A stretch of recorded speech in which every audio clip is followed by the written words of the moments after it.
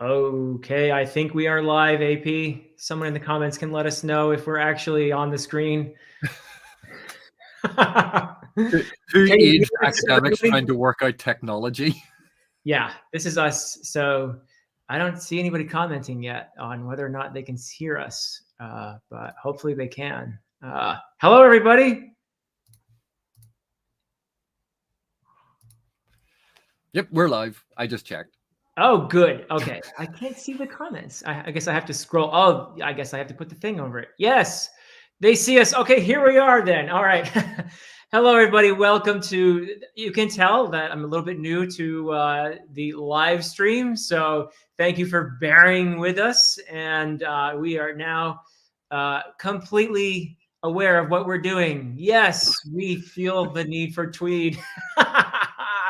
So we are here to celebrate 10,000 subscribers. And I guess the first thing I'd like to do is introduce my wonderful guest here. This is Dr. AP Canavan, who is otherwise known as Professor Fireballs. That's his favorite nickname. His channel is called The Critical Dragon, and he is joining me because I don't know why. Why are you joining me, AP?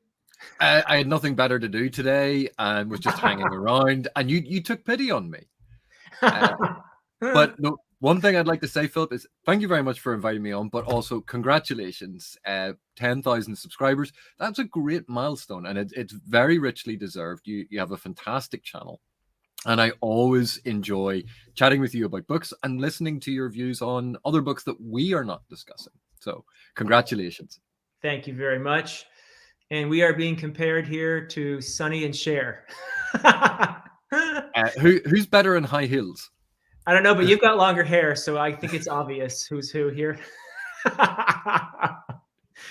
Oh dear. And we've got Mark here from Slowly Read, and we've got lots of great people. Hey Sai, how you doing? And Johan. All right.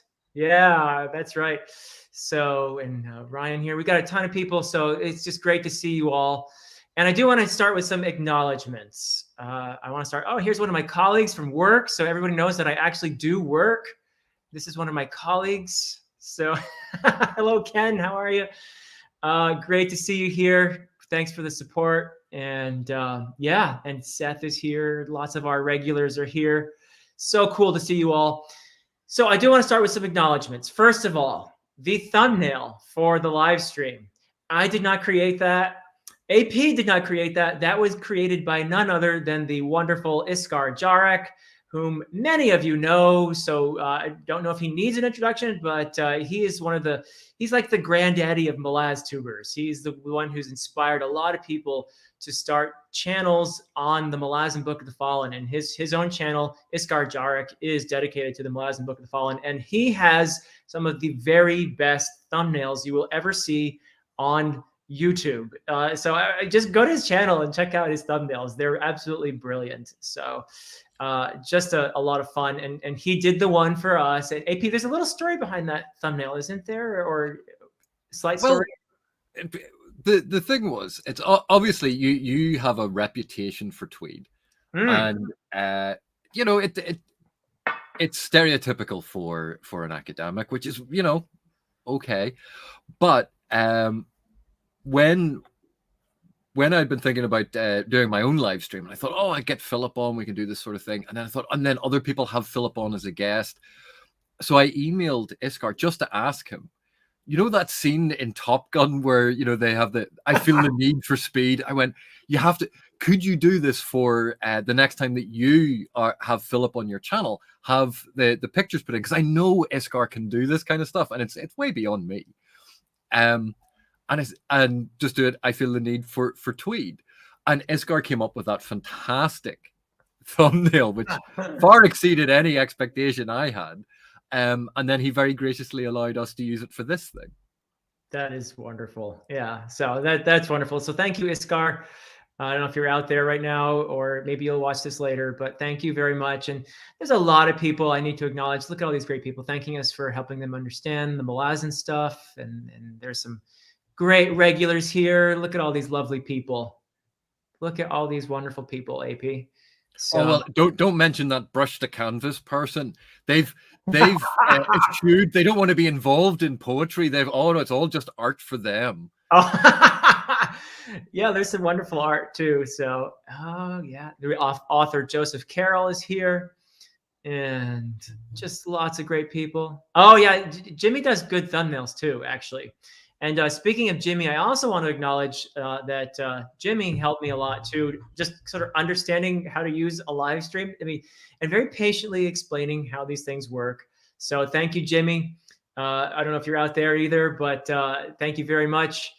And also Steve from Steve Talks about books and stuff. He helped me as well. So I had a lot of help just sort of getting my head around how to use this tool here.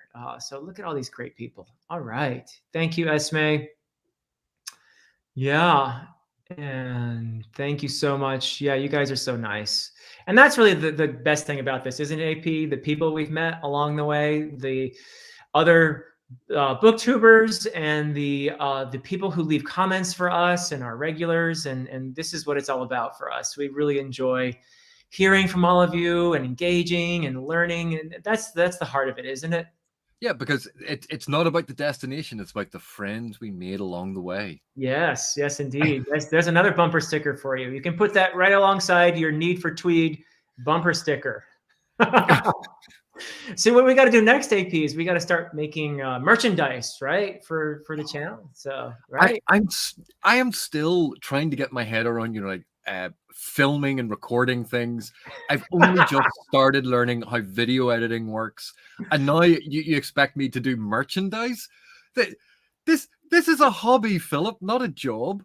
I recently, as an experiment, because I'd never monetized anything on my channel. I wonder how this works.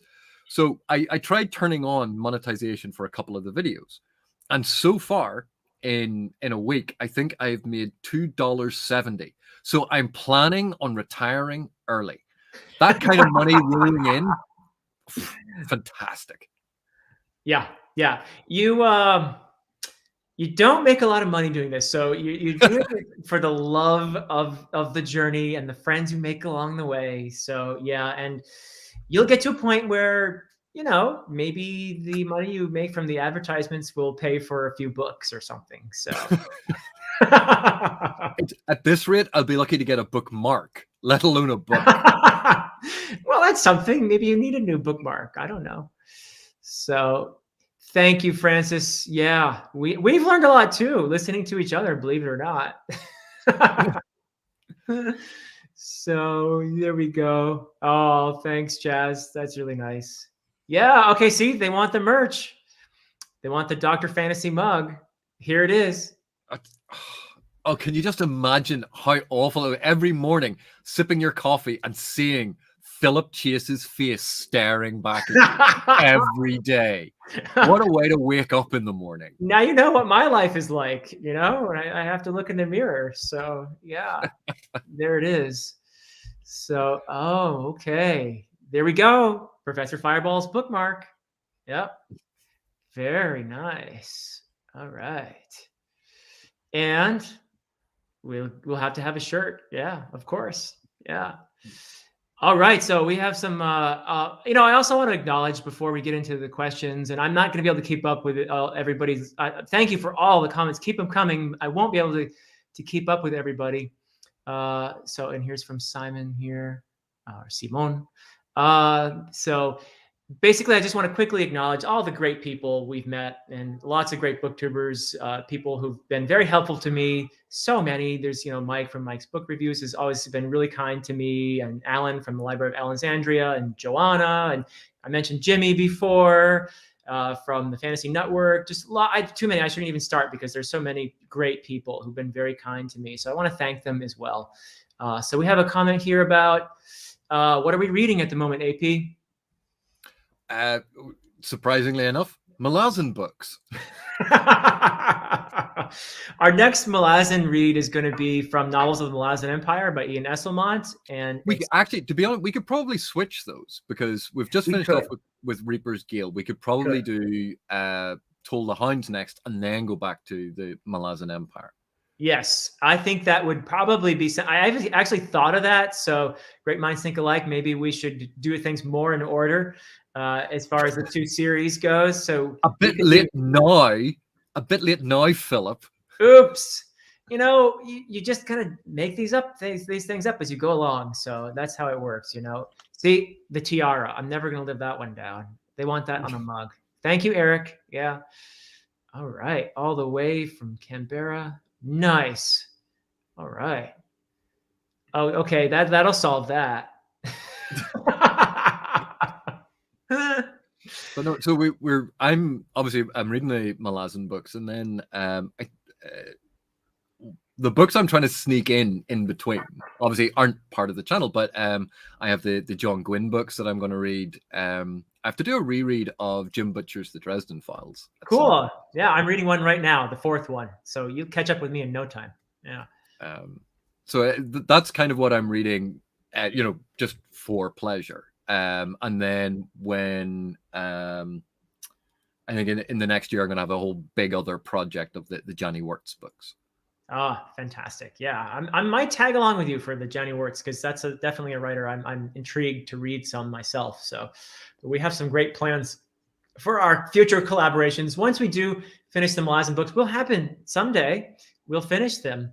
And then we have some other great series in mind. For example, we have probably next year we'll be doing some Robin Hobb and some David Gemmell.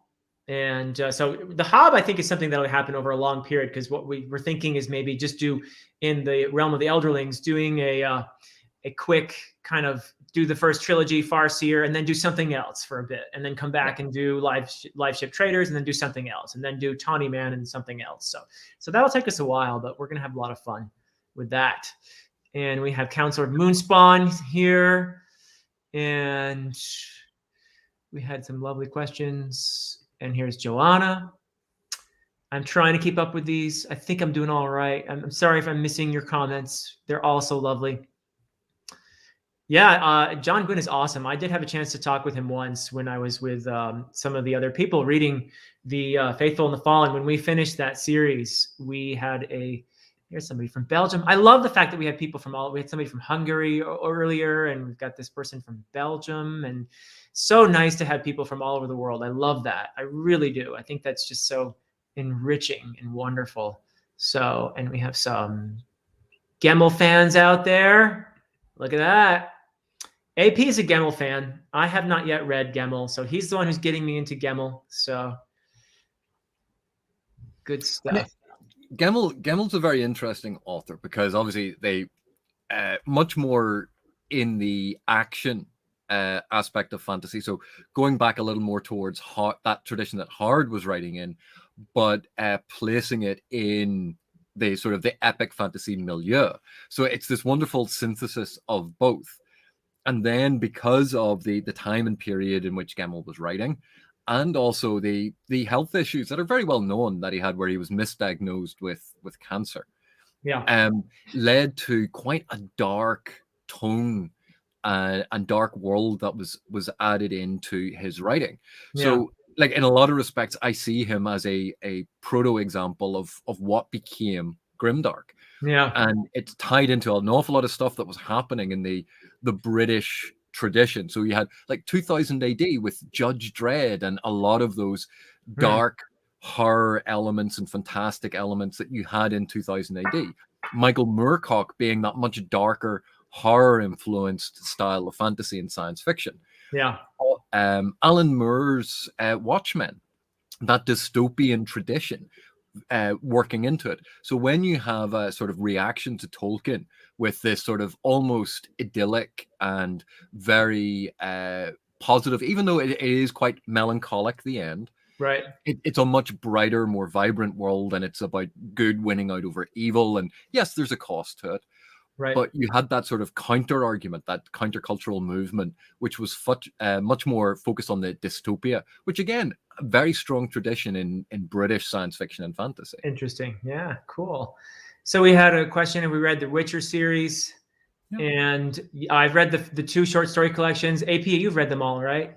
Yeah. Oh, I read all of them. And cool. I love the Witcher TV show, that first season, I really, really enjoyed it because adapting something to the screen, and this is a weird thing. If you had a straight page to screen translation, Uh-huh. those I think are very rarely successful or really good because Right. there's a strength to what you can do in literature, and those strengths are not necessarily the same strengths that you can do in a TV show. And Right. there are weaknesses to writing that you don't have those same weaknesses in TV. So if you play to TV strengths, you Yeah. can change things around, you streamline things, and you get a new iteration of the story. So it's not about a carbon copy replacement Right. of what is being adapted. It's about a new vision of the story. Yeah. And we see this when we see this in very straightforwardly when we read a play and you go and see the play. And then Right. next Oh, year, yeah. you might go and see the same play again by a different troupe of players, a different director, or a different version. And it can be radically different. And they are both the play. There's just different ways of telling stories. Yeah. So seeing adaptations do that, take that chance to change the story so it isn't just a carbon copy replication. Yeah. I really enjoy. Cool. Yeah. So, and I played the video game once. Not very I've well. completed I've completed Witcher 3. Oh, well, blah-de-da. Well, then. Well, we found something you're much better at than I am, then. That's for sure. But how did we Sitting, meet? What's that? I was going to say the thing I'm better at, sitting around on my butt doing nothing. Very good at that. That's a skill. That's a skill. So how did we meet? I'll tell the story of how we met, and then AP, you can correct me if you want. So I had done the channel for I don't know, not even a year, I think, and I had made a video on the history of the genre of fantasy, and I probably, I left a sort of pinned comment saying, what did I leave out, guys, and that sort of thing, and I get this cheeky fellow leaving this comment about how I forgot D&D and all that. And of course, that's true. I did. That's a mea culpa right there. And then he started going on about Gemmel and all the stuff that he just talked about, the idea of Gemmel. And I think you also mentioned Moorcock being sort of predecessors of Grimdark. And so it was kind of fun. And I replied to the comment, and we had an interesting exchange. And I thought, oh, I think he actually knows what he's talking about. Huh. So, and then later, you actually, AP, you left another comment on my a Dresden Files book. I think it was Full Moon, explaining the structure, which I thought was a brilliant comment. I thought, okay, this guy definitely knows what he's doing. And I wrote back to him and saying, this is really cool. I can tell you probably are an academic and you probably have really studied this stuff. And I didn't hear anything for a while.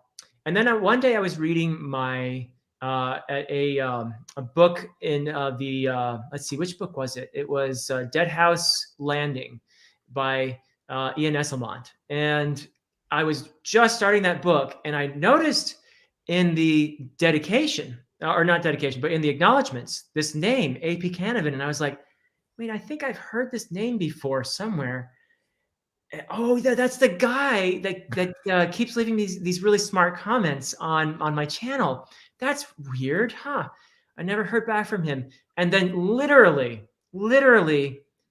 not 2 minutes later, I got a message on Twitter, a direct message on Twitter from AP, who had found me on Twitter, responding to my comment on my last comment on YouTube, which he hadn't responded to yet.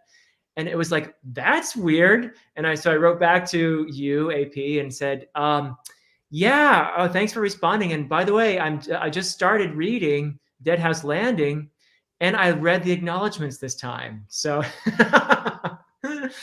and then we just started talking about Malazan, and I sort of twisted his arm a little bit to participate in my Malazan reread, and it helped that Steven Erickson also twisted his arm, and eventually he started his own channel. So did I get that more or less right, AP?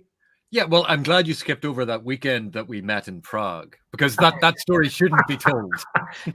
No. We can't tell that story. Oh dear. Yeah. So anyway, it was been a lot of fun, and so yeah. Oh wow. And by the way, when I look this way, this is where I have the chat thing. So it's every once in a while I'm looking over this way so I can see the chat. And is there anything you want me to highlight there? Because I'm just kind of fishing through here. Anything you want to respond to? No, but well, do you want to talk a little bit about the Dresden Files and the sort Sure. Yeah, we have a um, question here from Joseph. Do we consider Full Moon a horror or a fantasy or both?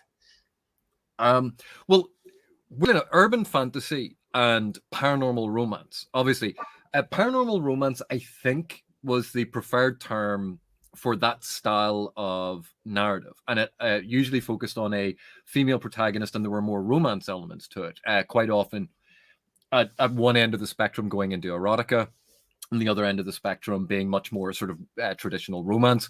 But it was an urban fantasy setting with uh, with a romance element quite central to it. And then there were developments, and people realized that, well, actually, there were other examples of things like this, and it kind of got broadened into urban fantasy. Now, that is my kind of impression of it. And Uh-huh. I could be wrong. This isn't an area of significant study that I have done.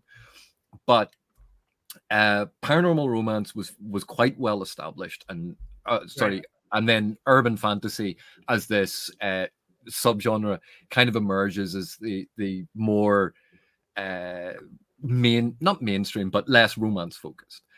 And you have, because of the influence of police procedurals and the murder mysteries and things like that, that noir element and that detective element and the procedural element works its way in because it's a really good episodic narrative technique.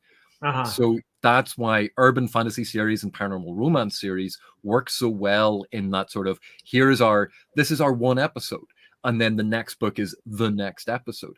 And it works as a very self-contained narrative that fits into the episodic structure over a developing series. And because they start off in a fairly mimetic setting, so you start off Dresden Files like in Chicago.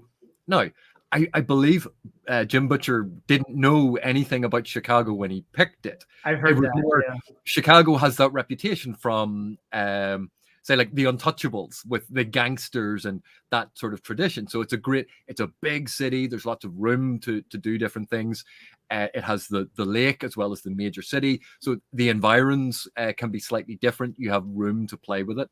Right. And so setting up a series of detective stories in a mimetic reality allows that easier entry point for people less familiar with fantasy and don't want to go whole hog into secondary world. So you Okay. start with mimetic and you add in these little fantastic elements. And slowly over time, as a series develops, that's when you start getting these, they add on and they add on and they develop further and further until you're almost in a full blown secondary fantasy world. Wow. Looking at the later Dresden File books and compare them to Stormfront, they are radically different. Yeah. Just take the latest one and look back on the first one. Count the number of supernatural characters in the latest one compared to the first one.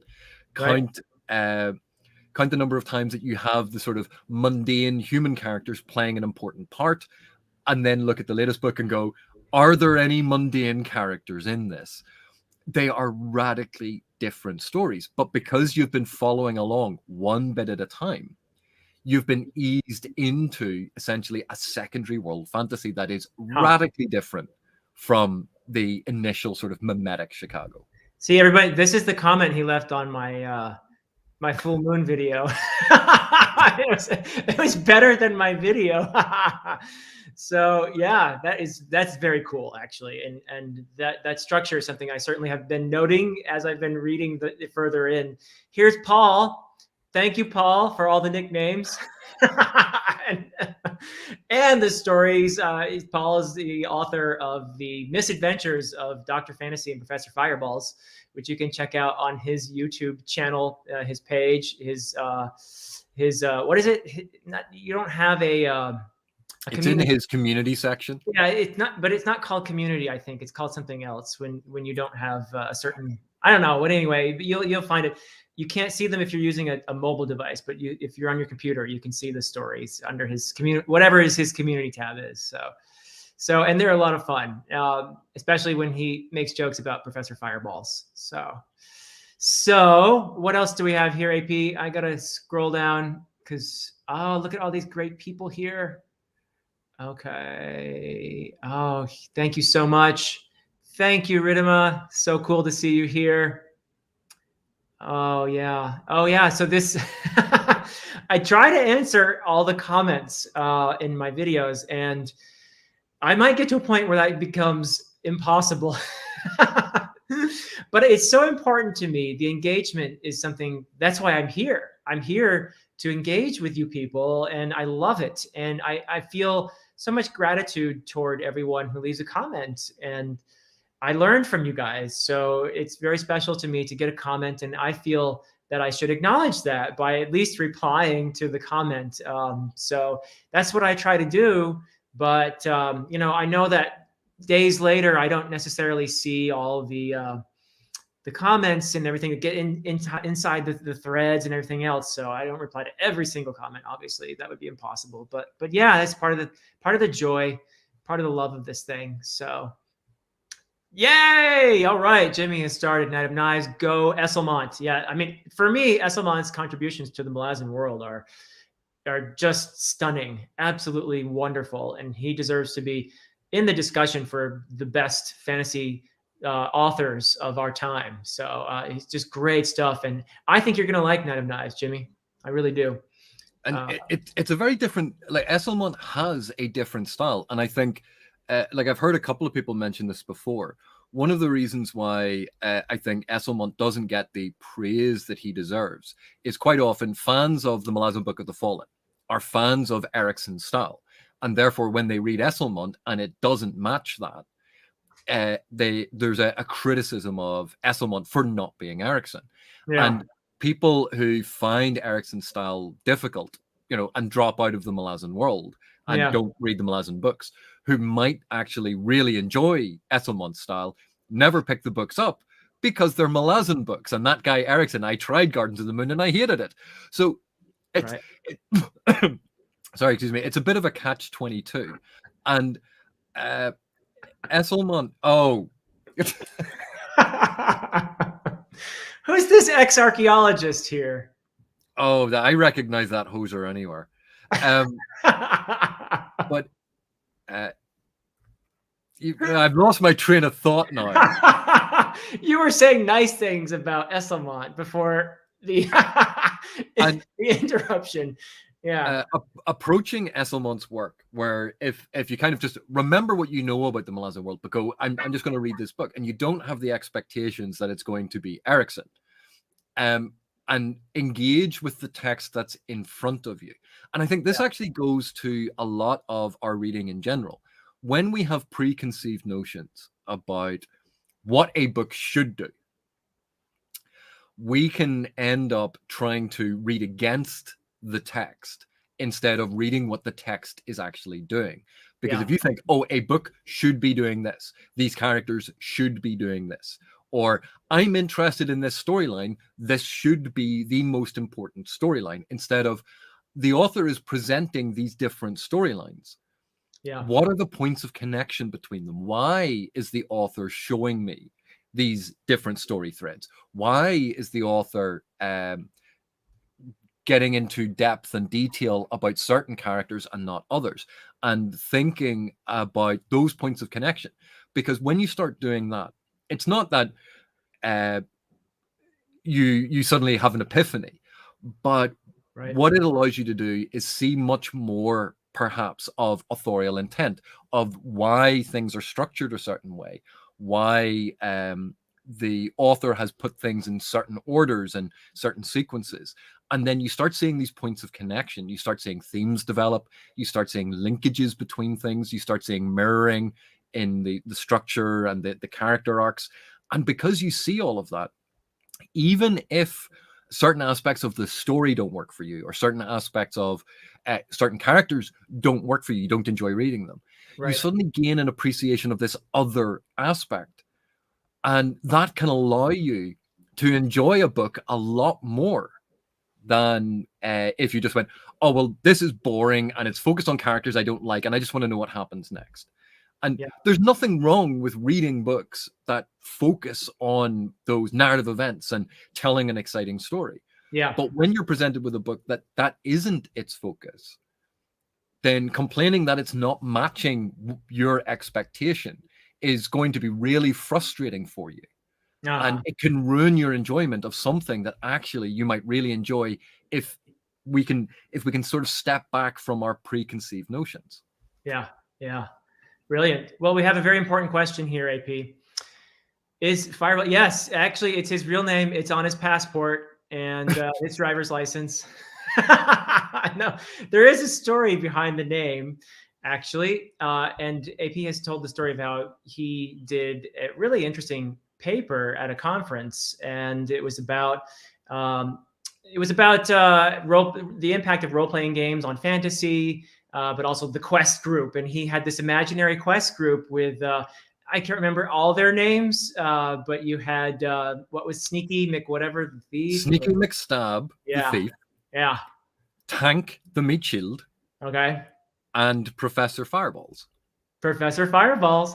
And so one time, I think it was when AP and I were talking about Memories of Ice. If my memory serves, it was on my channel. I think it was the toward the end of the video where we were just sort of saying goodbye, and I had let AP know that I had gotten these kind of just sort of funny comments about a couple people calling me Dr. Fantasy, and I thought it was cute, and of course he was immediately jealous. So he, Who has a PhD in fantasy, Philip?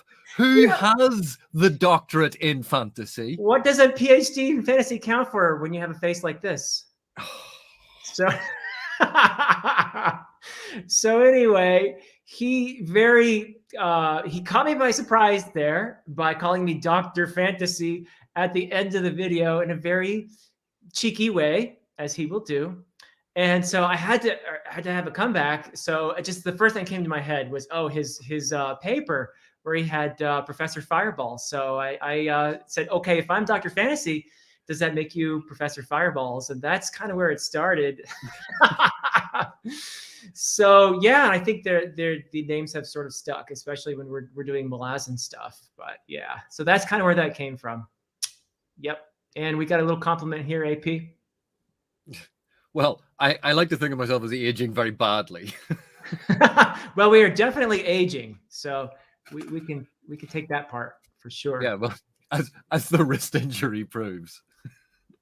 Yes, Esme, you will definitely love Malazan when you get to it. Yep. Yeah, This is thankfully the counselor, I got the cream. Everything is cooled down. Oh, all right. Okay, Joseph has a question, a Malazan question for us. So a lot of people who are Malazan fans would know the answer, but AP, want to tell him how it went down? Well, the history of it is obviously both authors gamed, with Esselmont introducing Ericsson to gaming, to role-playing games and D&D, and then from D&D they moved to GURPS, which was a more flexible system, and they developed the Malazan world as a setting for the games, and they gamed with their friends. They gamed together and separately, and they developed a vast history for the world. And there were certain adventures and campaigns that were developed in the world that we get glimpses of parts of them in the Malazan Book of the Fallen by Stephen Erickson.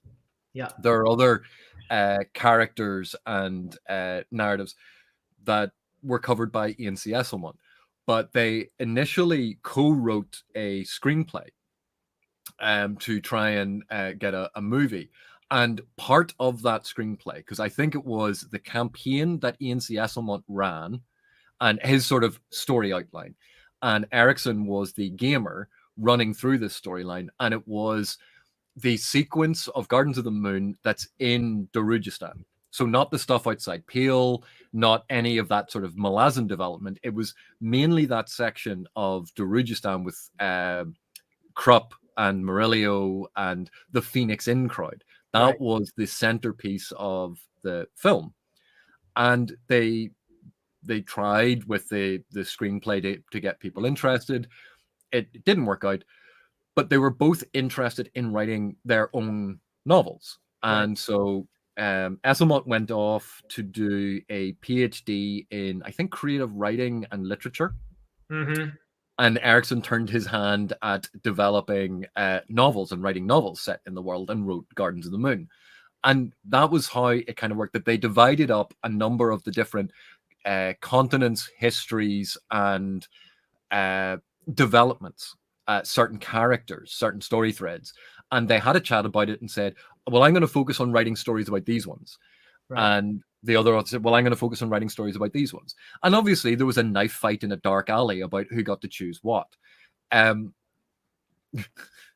but it was sort of divided up equally between them, and they had different interests of what they wanted to explore in the world. And then Erickson just so happened to get published first and start the Malazan Book of the Fallen. Yeah. And Esselmont was just about to finish off his PhD when he got the publishing contract, because he mentioned this in a discussion that we'd had. Yeah. And he never finished his PhD, so he never became another doctor that we could have spoken to about this stuff. Yeah. Yeah. Well, I'm glad he wrote the books. So I'll answer Patrick's question here real quickly. I think that for me, I mean, just in my own personal journey of being a fantasy fan, and I've said this in my many times, but for me, as I was growing up, I discovered Tolkien when I was about 12, and that sort of introduced me to the whole realm of fantasy, and it had a big impact on me. I hadn't read anything else like it until I read the Malazan stuff. Nothing like it, like nothing that moved me as much as Tolkien did. For me, it was a matter of, Tolkien showed me what fantasy was, but that the Malazan stuff showed me what fantasy could be. So I very much hope that 70 years from now, it will be seen as the work of genius that it is, all the books together, just contributing to this amazing, amazing story.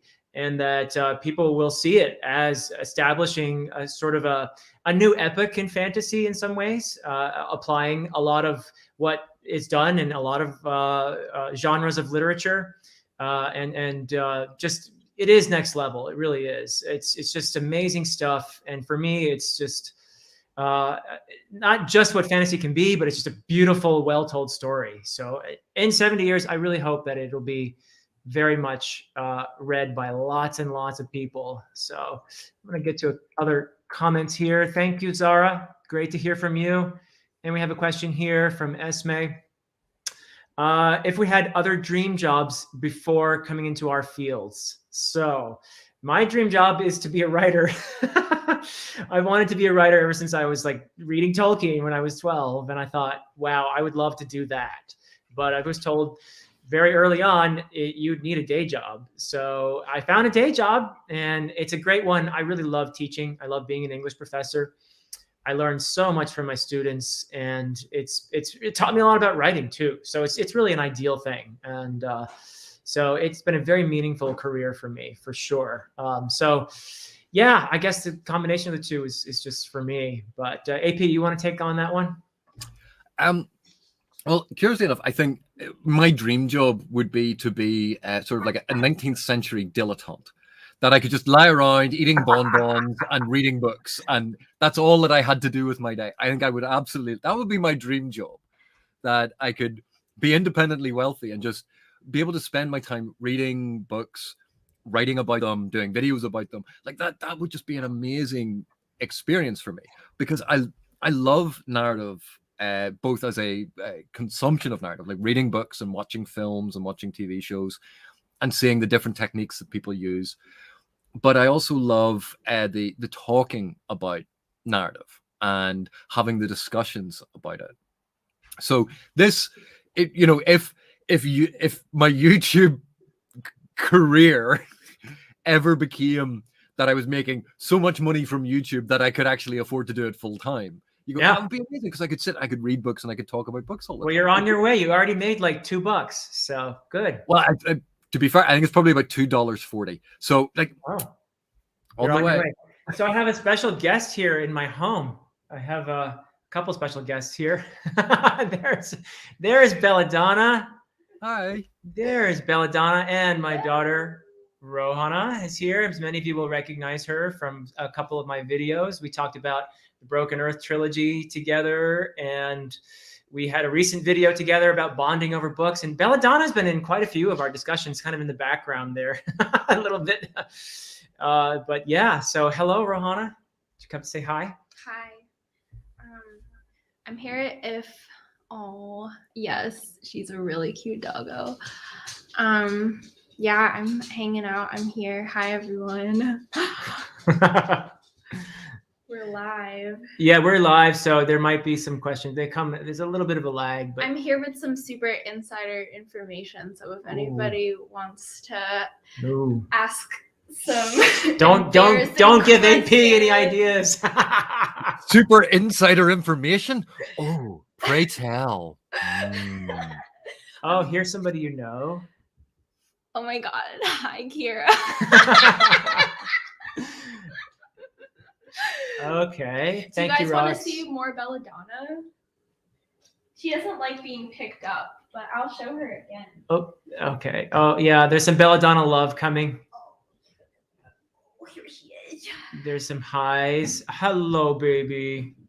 Hi, sweetie. Oh, yes. Okay. I love you too. Yeah. What's it like to have such a cool dad? What's your dad's weirdest super insider? Okay, his book. Well, I'll let him talk about his book.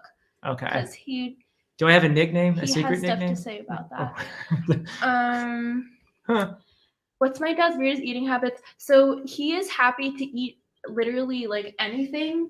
Like he doesn't really care about food so much as it's like. Except I'm a vegetarian. Well, he's a vegetarian. But he doesn't care so much about food as it's just like a way for him to fuel his body. So he will eat frozen veggie burgers and like cereal every single day. Yeah. And he's happy to do that. Yeah, when I was a grad student, I had the same breakfast and lunch every day, and I had a repertoire of 3 meals I would make for dinner that would rotate on a regular basis. Yeah, so, my mom hated it. She still hates it. Yeah. And she still gets really annoyed when she comes home from teaching and he hasn't made lunch for her because he ate cereal. I'm a little bit better nowadays, though, at cooking. Yeah, no, he cooks the 3 Ps: pasta, pancakes. Actually, I guess that's just 2 Ps. I'm really good at pancakes. What's Belladonna's favorite book? Does she know how to read? We actually have a picture of Rohana's younger sister, Reshma, reading to Belladonna. So unfortunately, Belladonna, I think, only has like 1 working brain cell that is mostly concerned with finding food. Yeah, that's her stuff. But does she not like those comedy books that are full of howlers? Oh. Speaking of howlers. Oh, ouch. Bark. There's another question. I already forgot what it was. Oh, there are vegetarians unite. All right. Oh yeah, what it's like to have such a cool dad. Oh yeah, let's answer that one. Well, I think you'd have to appreciate cool is a matter of perspective. It's true. I mean, I think as far as dads go, he's pretty cool. It is a little. Oh, you absolute suck up. Well, I was just about to say, as a member of Gen Z, it is a little weird to have your dad be a YouTuber. But I get to embarrass my family like this. It's really cool. Yeah, it's true. Yeah, we're all secretly proud of him though, but we're not going to say that. It's a secret.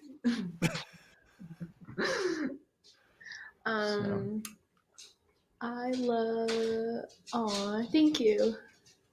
And Joanna, that's very nice. I'm not sure if you meant Belladonna or Rohana, but we'll take either one. Yeah. Okay. Are you telling Phillips a hot dad? Oh, well, I don't know. Well, he does. If you search him on ratemyprofessors.com, he has a chili pepper. Lots of chili peppers. A lot of chili peppers. Yeah. So take that which you will. So Philip, do you remember in Indiana Jones and Raiders of the Lost Ark? Do you have one of those female undergraduates who sits in the front row staring at you adoringly, and when she blinks, it says "Love you" on her eyelids? One? Are you Oh, kidding? sorry, Just the entire front row. My mistake. Yeah. Oh dear. I did have long hair once, Glenn. I actually did. Yeah, and he did. You probably remember that, actually. Yeah. Until I was. I was in grad 5. school, and actually no, even after grad school, I had long hair. So yeah, For a little bit. it's just easier to manage shorter hair, I think. So I don't even have to do much. I just sort of whip it back, and I'm done. So.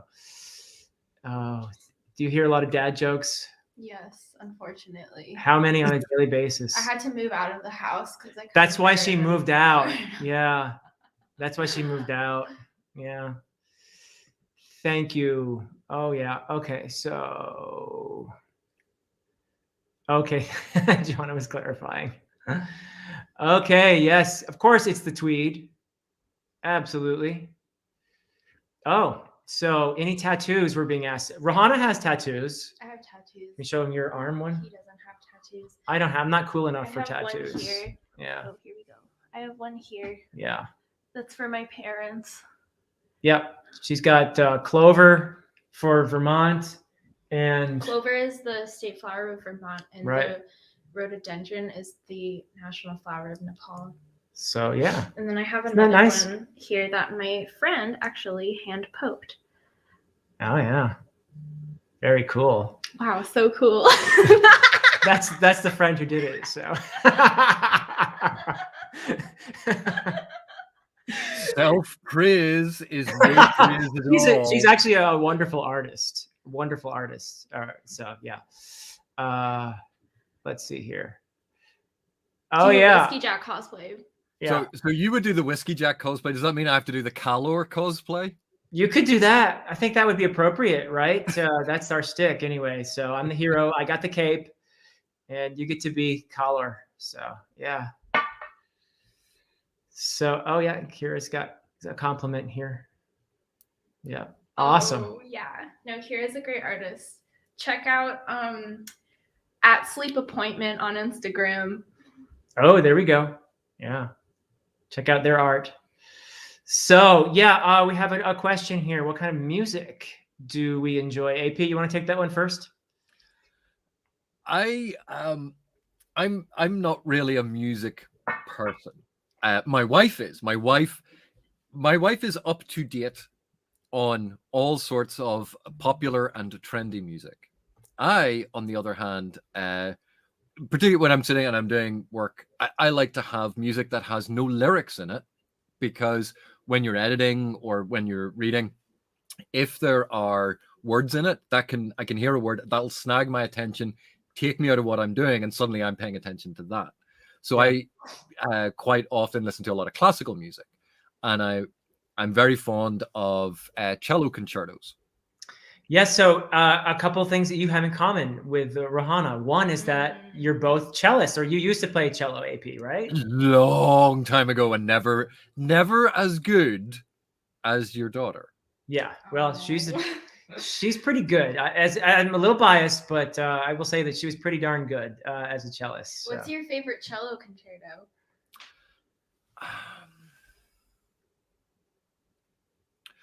Yo-Yo Ma's version of the Bach solo suites. Sorry, The Bach solo suites. I really love that. Yeah, but weirdly enough, that would be my favorite thing just to put on the background. And I think I must have listened to all of the different cello concertos on loop so many different times that I can no longer tell them apart anymore. I don't know who did which one. No, I know what you mean. I think my favorite is probably Elgar. Oh, Elgar! I didn't know that. Okay. Yeah. Huh. Well, I like all of them, but Elgar is very special. I love the solo suites for cello. That I could listen to. I think if I'm ever in a scene where I'm on my deathbed, I want to have that playing in the background, just Bach, So. Oh, Tommy's here. Hi, Tommy.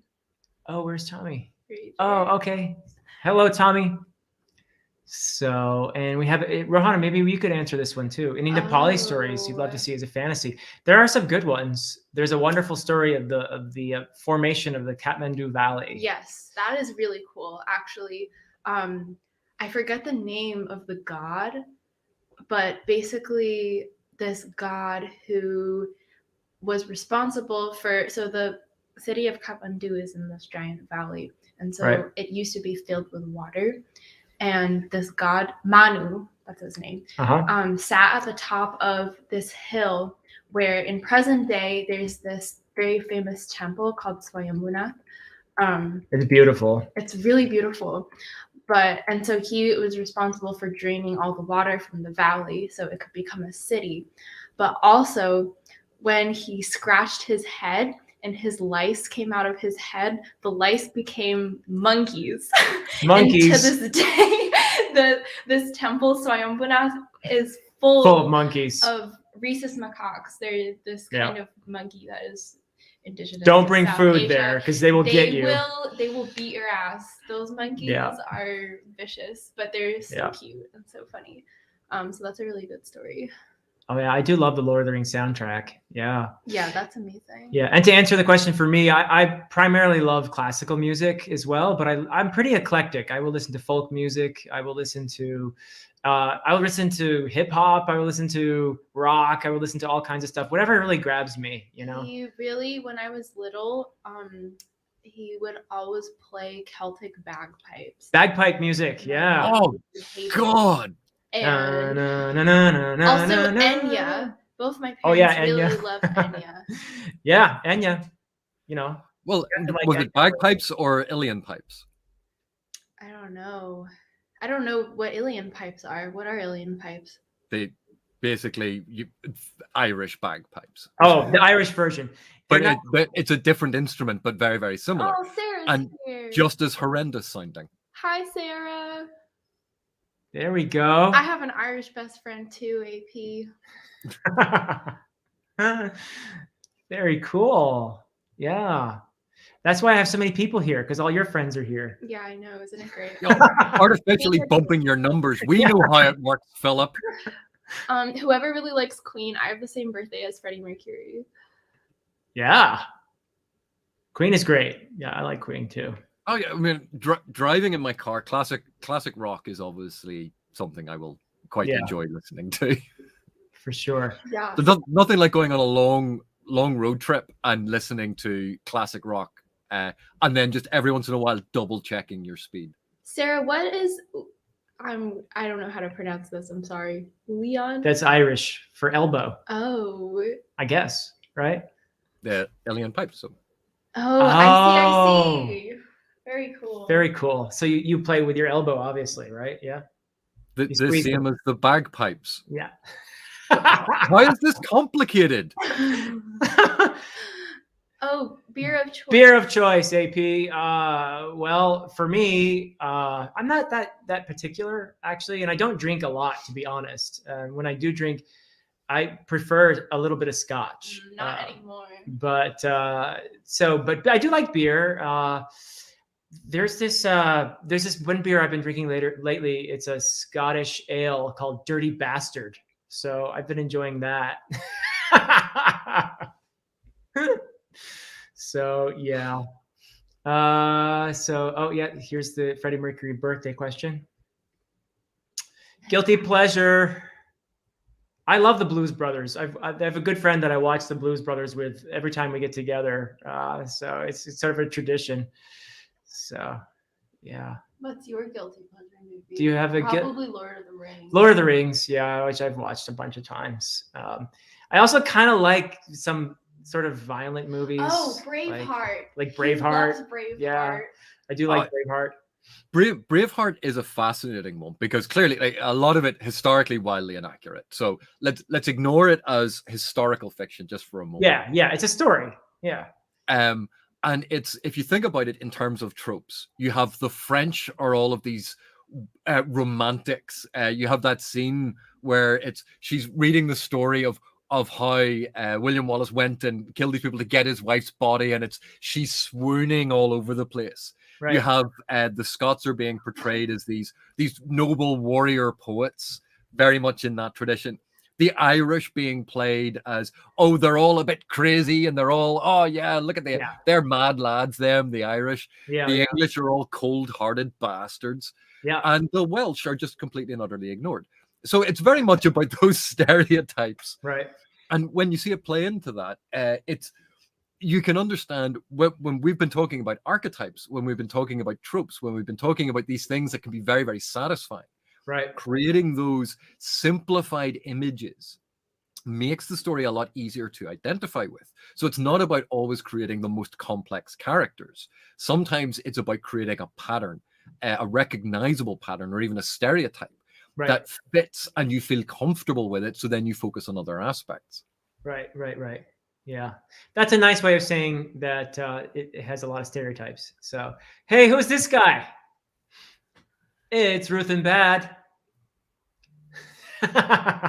Good to see you, Ruth and Bad. So, yeah, we are you know us, right? Hope you're doing well. He's been studying a lot, I hear.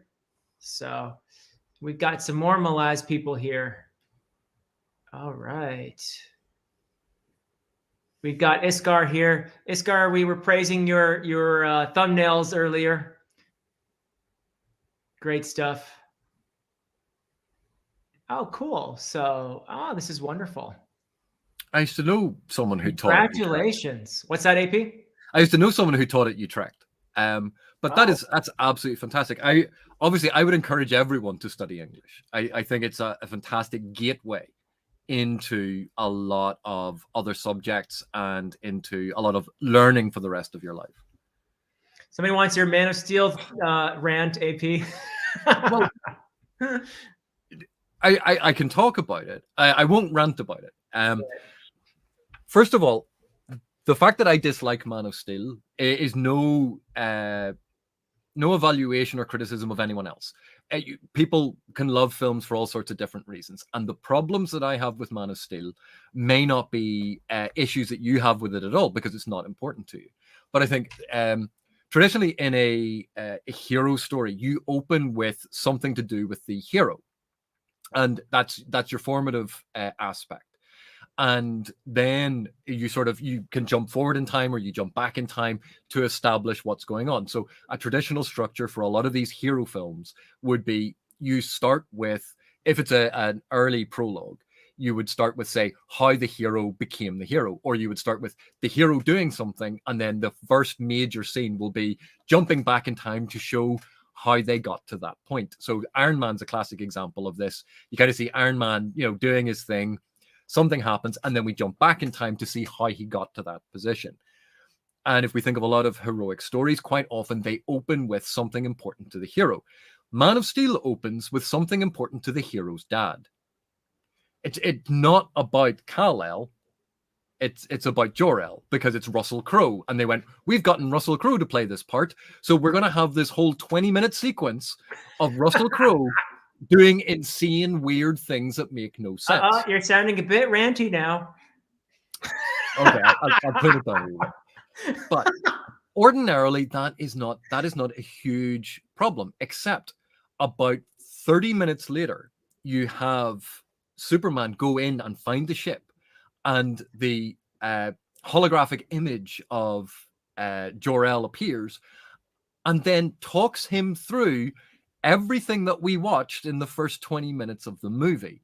And you go, so one of the ways to do this is you could have started, chop out that prologue entirely, just put it to the side, start with Clark on the fishing boat. Here's this mysterious guy, and what's going on? And then he saves the people on the oil rig, and then he's working in all of these different jobs. And when he discovers the ship and Jor-El appears, and we start to see that animation of the history of Krypton, they could have faded in and transitioned to that whole 20-minute sequence, and we would have seen it in glorious Technicolor. Yeah. As it is, we got the same information twice. Once where it's told to the audience, and the second time where it's told to the audience again, because they have to tell it to Clark. Yeah. And so I see that as a really awkward way to do it. And then the construction of what Krypton is. So the codex is this human skull for some reason, and encoded with all of the genetic information that they base their entire clone society on. Right. And where do they keep it? Where do they keep this absolutely essential piece of information that their entire society is based on? They keep it in the Playboy Grove, in the Water Grove thing that was in the Playboy Mansion. Is it guarded by robots and sentries? No, it's in a swimming pool. And what is going on that in order to find this super secret thing that is what all of their society is based on, all of the genetic codes that their entire clone society is based on, and it's held on the shelf of a cave at the bottom of a swimming pool. And what? And then you have it's all of these robots flying around, very advanced technology. And what does Jor-El fly around on? The back of a kind of dragonfly lizard thing. Yeah. Which is a bit jarring. And then when you see the city, you see that there's no vegetation, there's no life anywhere. It's this barren place. You go, well, where's all your food coming from? Where's the grazing lands for these giant flying creatures that you have? Then you have Zod's whole thing of, oh, this is terrible, I'm going to kill you, and they have a fight. And Jor-El is meant to be genetically designed, as we find out, he's genetically designed to be a brilliant scientist. Zod is genetically designed to be a brilliant warrior. Jor-El and Zod have a fight that lasts far too long. Zod should have taken him down in seconds. But in order to build up Russell Crowe's character, and probably written into the contract to make Russell Crowe look good, Oh yeah. it had to be a much more competitive fight. But think about it. The greatest scientists of our time face off against the greatest warriors of our time. How long do you think that fight's going to last? And then once Zod gets captured and all of his people get put into space dildos for some unknown reason and get blasted into the Phantom Zone, we have this whole thing of, oh, Krypton's going to blow apart. That's absolutely terrible. They're going to lose this planet that we have been told twice now is part of a giant interstellar galactic empire that has spaceships and outposts. So Kal-El goes from being the last son of Krypton to being, well, the last son of that Krypton, but not the Kryptonian Empire, which apparently spans all of these other planets that the story conveniently forgets about. Then the spaceship that he finds crash lands on Earth 10,000 years ago. That's how old the ice is around this ship. It was 10,000 years ago. But the outfits on it just so happen to fit Kal-El perfectly. And they are the modern fit that... So Krypton has not had any change in its style of dress in 10,000 years. Because that's how fashion works, ladies and gentlemen.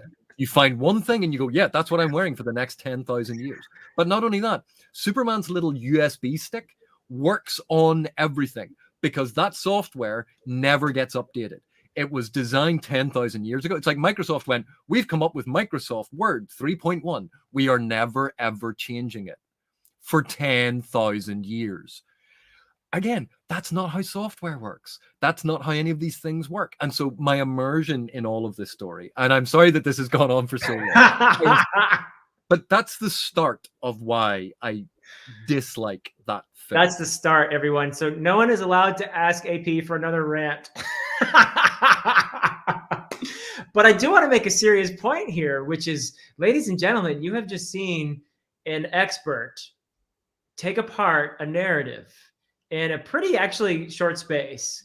And this is why AP is such an awesome editor. He is just a brilliant editor. I know from personal experience because he took a look at my first book. And man, let me tell you, somebody who can find the narrative discrepancies, who has such a good eye for narrative integrity, is a rare thing, very rare thing. So AP can take apart just about any story he wants.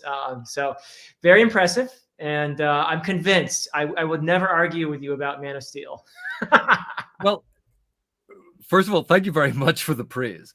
But the other thing is, those aspects that I have problems with, where I'm looking at the narrative structure, where I'm looking at cohesiveness within the information being told to the viewer, and you go, those things aren't the major reason why a lot of people watch that film or like that film. Those are things that sort of bug me. And if you can think of a way to correct those things that I see as flaws without changing or damaging all of the things that other people watch, you go, why not do that? Because that way you won't have people like me go on these bizarre rants, but you're still maintaining and protecting those elements of that story that all of the, let's face it, normal people enjoy. And weirdos like me can get up on our little soapbox and yell about stuff. But normal people and the average and the person who wants to watch the movie and wants to love the movie, if you can change things to correct aspects of it that are weaknesses without damaging those strengths and those things that people go there to watch, why not do that? Right. And it's not about changing the film into something that I really want. It's not about doing it that way. Yeah. You see, Windows and Microsoft Word's changing all the time. Yeah, I'm with you, Alan. And thanks for being here too. And Andrew is here and lots of great people. So I thought this comment was very apt. It's a 5 out of 5 star film. It's awesome. There are no problems with its narrative structure or anything at all. Thank you, Ruth and Bad. Philip, I will be back in just a couple of seconds. So because this is your stream, you need to talk. I've been ranting for all this time. So it's been fun for a couple of minutes. Totally worth it, and that's why there are 2 of us. So yeah, take your time, and I will field questions while AP is taking a quick break. So let's see. Will I be watching Dune? Yes, absolutely. I'm not much of a theater goer, but I want to see Dune very badly. And I'm hoping that it's going to be good. We will see. I really have high hopes. So I will. Oh, while AP's gone, let's read this comment. So AP and I saw Man of Steel together after the film. He broke into the film booth and burned the reels. Caused a bit of trouble. And he's not even here to deny it. So yeah. That is so funny. You know, the really funny thing is I actually could envision him doing that. I wonder what you did while he was doing that. Probably just trying to I don't know this person, right? Yeah. So, oh, that's funny. So, okay. Well, we've got any other. Oh yeah, me too. I was disappointed in The Hobbit. Absolutely. True. Yeah. Maybe he wouldn't deny it. He would probably embrace the story. So yeah. About The Hobbit, I really think that it was. Oh, he gave him the lighter. Oh dear. So aiding and abetting, I see. Eh? Well, that could get you in a bit of trouble too.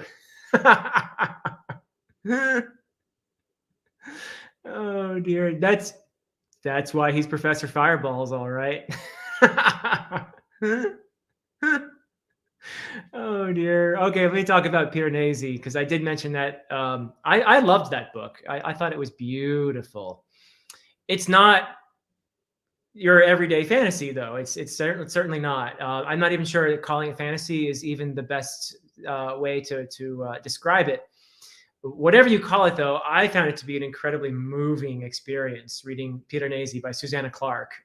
And it's a book that it sort of haunts you. It stays with you and it keeps you thinking after a long time. And it's a very quick read. You could read it in an afternoon.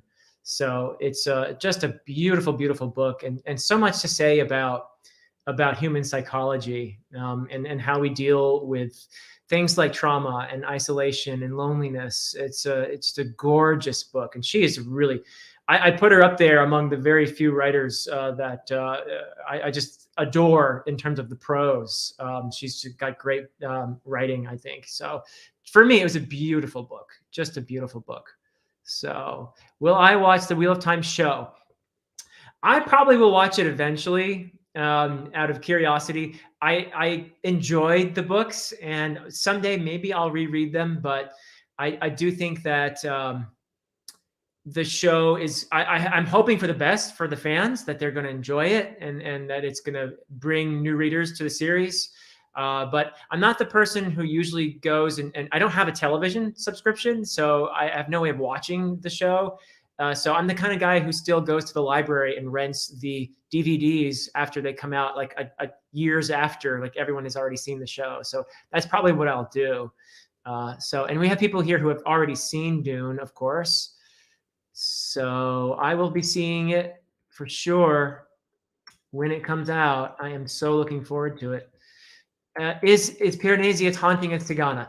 Wow, that's an interesting question, because Tigana is also, they're different books in terms of, Tigana is more like an epic fantasy, but they're both beautifully written and they are both haunting. And so, yes, my answer, Glenn, is yes. Piranesi is every bit as haunting. It's a shorter book, much easier, quicker to read, but I would call it just as haunting as Tigana. Yes. And I remember Tigana from all those years ago.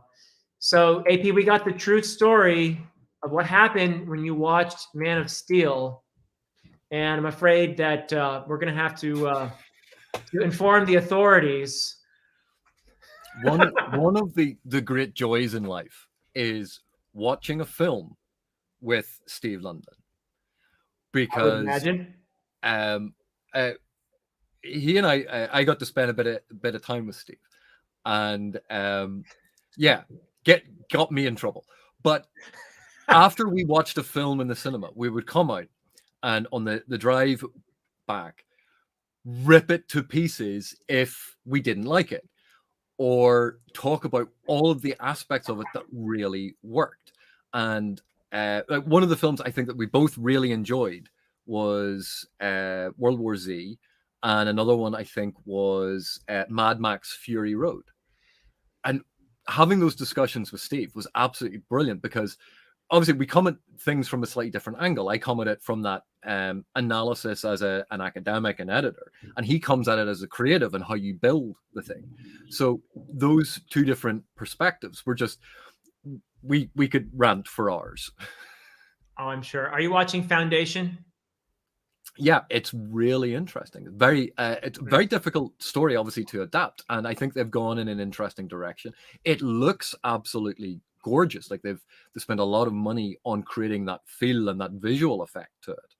And when you think of the strengths and weaknesses of the writing, the writing isn't particularly strong in some regards. And I think I criticize it. So, okay, so some lines of dialogue, you go, that was a wee bit wooden, but it's not about really witty dialogue and all of those sorts of things. It's about these giant conceptions and these philosophical undercurrents running through the whole thing, and that is so well realized in the show.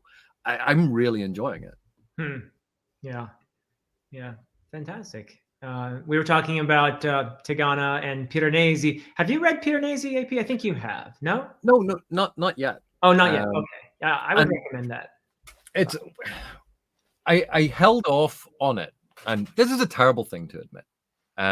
I held off on it because I read Susanna Clarke's Norrell and Strange when it came out. Jonathan Strange and Mr. Norrell. Yeah.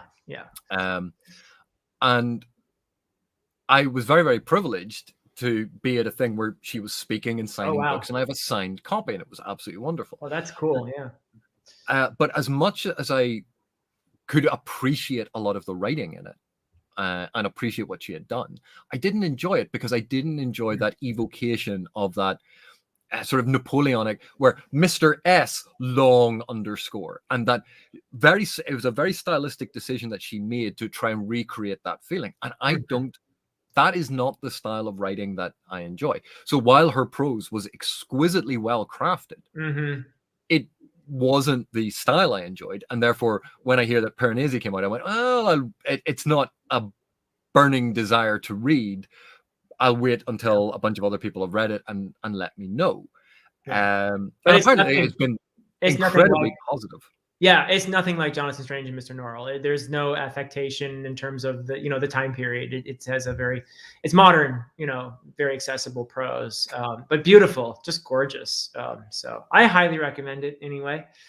So what else do we have here?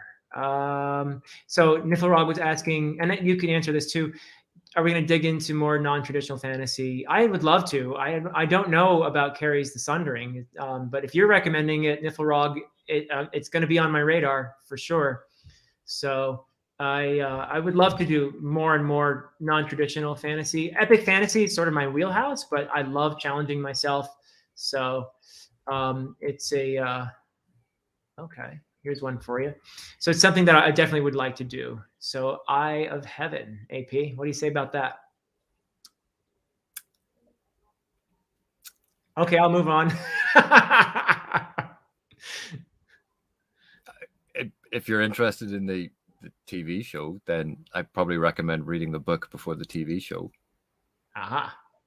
Yeah, so we have another one for The Sundering. Yeah, so I actually I don't stream stuff or anything. I'm just sort of an old guy, I guess, in that respect. So no more rants. Sorry, AP. Oh, okay. Well, that could be interesting, I guess. I mean, you're not going to do rants on the channel, right? I don't enjoy doing that because Right. this is something that's very different. It is entertaining for people to see someone like me get all worked up and be very ranty about something. Right. But ultimately, there's usually not a lot of intrinsic worth to that style because it's not about learning something. It's about me complaining about something.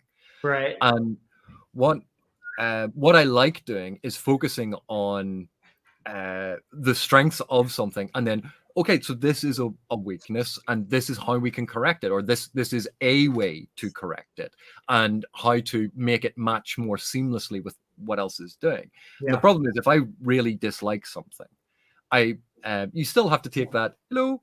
We have another visitor. It's my other daughter, Reshma. Hello, girls and Belladonna. Is it walking time? It's getting close. Okay. Alrighty. Sorry, AP. Go ahead. What was I saying? You were ranting about not ranting. No, but it's there are enough people who go on the internet and complain very, very loudly about the things that they don't like. And it doesn't add to discourse. It doesn't add to discussion. It's not generally particularly constructive. Right. And I think trying to be a bit more constructive about it is what I would like to do. But, occasionally, if there's something I intensely dislike, I find it hard to be constructive about it. I need to take time. So yeah, I can rant about a whole load of things, but it's not constructive. It doesn't add. It's destructive. It takes away. Right. And it makes people who love that thing quite often feel bad for loving that thing. This is true. Yeah. You're being horrible about it. And we're not here to be mean. Yeah. We're not here to be mean. So here's a good one. So how about giving a pitch for Steve's The Willful Child series? Yeah, Willful Child series. Yeah.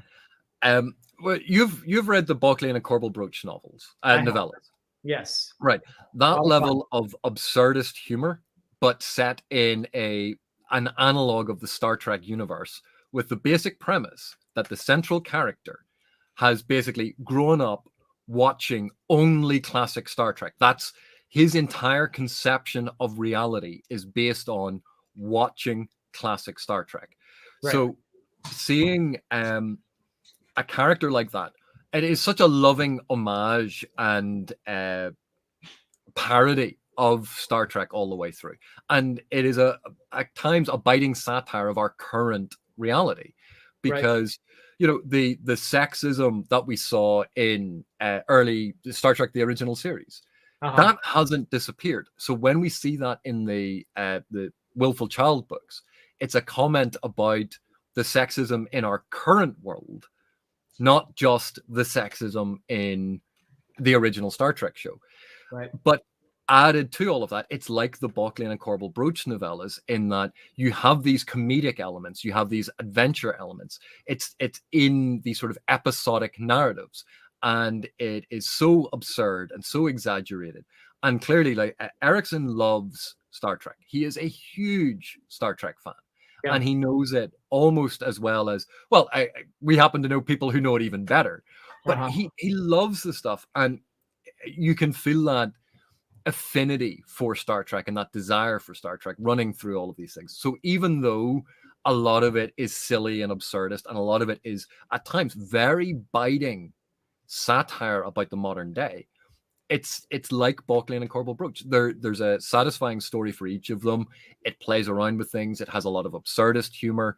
It does all of those things. So I mean, I had an absolute blast reading them. They were a lot of fun, and some of it is actually incredibly clever.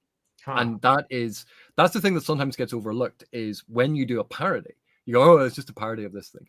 But in order to make a parody world work requires an awful lot of work, because how do you have absurdism as a universal standard and work that into your secondary world creation, your creation of a story world? Very cool. That is, they're a lot of fun, and they're very short reads, and they're very entertaining reads. Yeah, I'll be reading his stuff outside of the Malazan world after we finish all the Malazan stuff. So that's definitely on my list. So Eric is here. All right. Cool. All right. So, and we have more daughter compliments.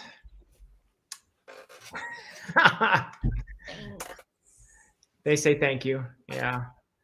So, all right. Well said, Niflrog.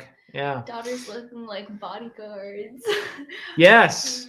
My two bodyguards. Yeah. I'm a Star Trek fan of the original Star Trek, not anything that follows so much, but the original series, which I grew up watching in the 70s. But based on Bezos rocket. Huh. Yeah.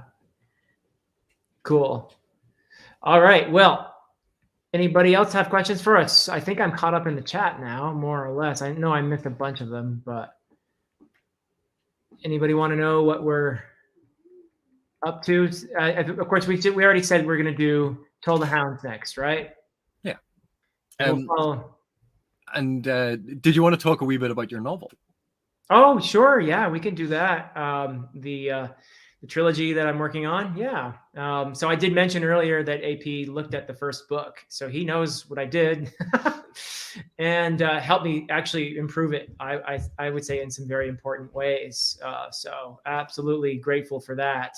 And as I said, I know when I say that AP is a great editor, I know what I'm talking about. But yeah, I've mentioned in a couple other live streams that it's about, that it is based on some inspirations from my life, being an Old English and an Old Norse person, and loving that stuff. But also, I learned Welsh when I was younger, and so there's a Celtic element to it as well. And of course, I've lived in South Asia, and so there's a South Asian element to it as well. And so that's all part of the inspiration behind it. But it is the backdrop to the story is that there's a religious war. The supreme priest Bledla has decided that he is the heir to the power of the prophet Aldmund, and so he's going to bring about the kingdom of the eternal. And to do that involves a religious war. So and there is a sorceress named Sequara, who is the heir to the throne of Astrolad, who's trying to organize a defense against this aggression. And then there's a young fellow named Dayraven who has discovered a source of power that could change everything. So that's sort of a brief introduction to it. And I have a magic system that is based on empathy. And I did steal a little bit from the Finnish Kalevala in terms of how the magic works. In the Kalevala, which is a wonderful, highly recommend everyone read it at some point. Epic, I guess it's sort of stitched together in the 19th century, but from much older stories. But in there, magic works through singing. So there's a musical element to magic in the Kalevala. So I stole a little bit from that as well. And it is not published yet. So I do have an agent who hopefully will find a publisher. And I'll certainly be yelling at the top of my lungs if that happens. Absolutely. So, but someday they will see the light of day one way or another, So hopefully my agent is able to find somebody, or eventually I would even self-publish, so they won't stay in the drawer, as it were, forever. So we'll see. Yeah, we will see what happens. Hopefully sometime soon. I'm actually working on the second book, doing a run through of the second. I'm going to ask AP to look at that one too, and get his help to make it better. So yeah, absolutely. And just on that point, I mean, while I appreciate all of the praise in the world, that's, it's always lovely to hear, but you had this very polished story. The novel was actually, it was in a state that it could be published. Mm-hmm. And when I was looking at it, it wasn't a case of like going through to try and find bits of me. Oh, that's absolutely terrible. It was trying to find those through lines and those aspects that you had put in it to make them shine brighter, and things that were taking away from or not fully supporting the things that you were doing, to try and highlight those, to go, there is a potential issue here with, and then, me explaining the reasoning for it. Right. And then, suggesting a couple of different ways that you can address it. But I will say, like, that was a really interesting synopsis, because that's not how I'd describe it. Oh, interesting. How would you describe it, AP? Well, the first thing that I would highlight is the tone and style of the world. It reminded me very much of that early Anglo-Saxon England, and the movement away from worshipping of pagan gods, right, to the establishment of Christianity, and those tensions that you have running between those two religions and cultures as they're living side by side, as you have colonies developing that are converting to one faith or trying to maintain their tradition of the past. Mm-hmm. And that's the backdrop for, and a lot of the rationale for a lot of the conflict in it, right, which is about honoring that more ancient tradition, and bringing in the sense of the epic hero, in the sense of the epics, not epic hero as in they're giant and tall, right, but epic as in those things about a singular hero and the companions that they meet, and then placing that in a much more modern writing style, which, isn't just what's the expression, a sausage fest, that you do actually include female characters who are important and don't do a Tolkien. Yeah. Well, I had the advantage of being in the 21st century, so so yeah. Thank you. No, I like that, and that certainly was. That's an important period for me anyway. The transition in what we now call England, from the Anglo-Saxon pagan period to Christianity, and the changes in mindset involved in that, I think, are fairly important, because that also involves a transition to literacy, at least for a certain tiny percentage of the population. But that changes the way people look at religion, and that having a book at the center of your religion is important, I think, because it leads to certain things that you don't see in a religion that is based on oral formulaic tradition, which is all the gods and all that stuff. And I don't think it's a coincidence that there's perhaps a connection between monotheism and literacy. That is something that could be interesting to look at. So that's it in a nutshell. Somebody, Jerome is asking if I've read the Mabinogion. Absolutely, yes, I have. I have read it. I usually, when I read it, I read it in translation. I have tackled bits of it in Welsh as well, but it's the original would be in a Welsh that would be very difficult for me to read, in a much older kind of Welsh. So, but I've read some snippets. But yeah, it's I don't even know how many times I've read it. It's certainly one of the older, because I love these old things, and they're definitely a big inspiration for me, the Beowulf and the Volsung saga and all this old stuff, but just have a great time with that stuff. And so that's definitely part of what probably was squeezed out of my brain when I was writing as well. So absolutely. So yes, that would be wonderful if we could have that in the real world. That is for sure. So cool. Thank you so much. Yeah, we'll see. I mean, it'll be out there eventually. We'll be out there eventually. Thank you. Thank you, Margot. Yeah. Very cool. And Johann is saying rats in the wall. Okay. I'm not sure what that is referring to, Johann. AP, do you get that reference or not? No, that one is sailed by me.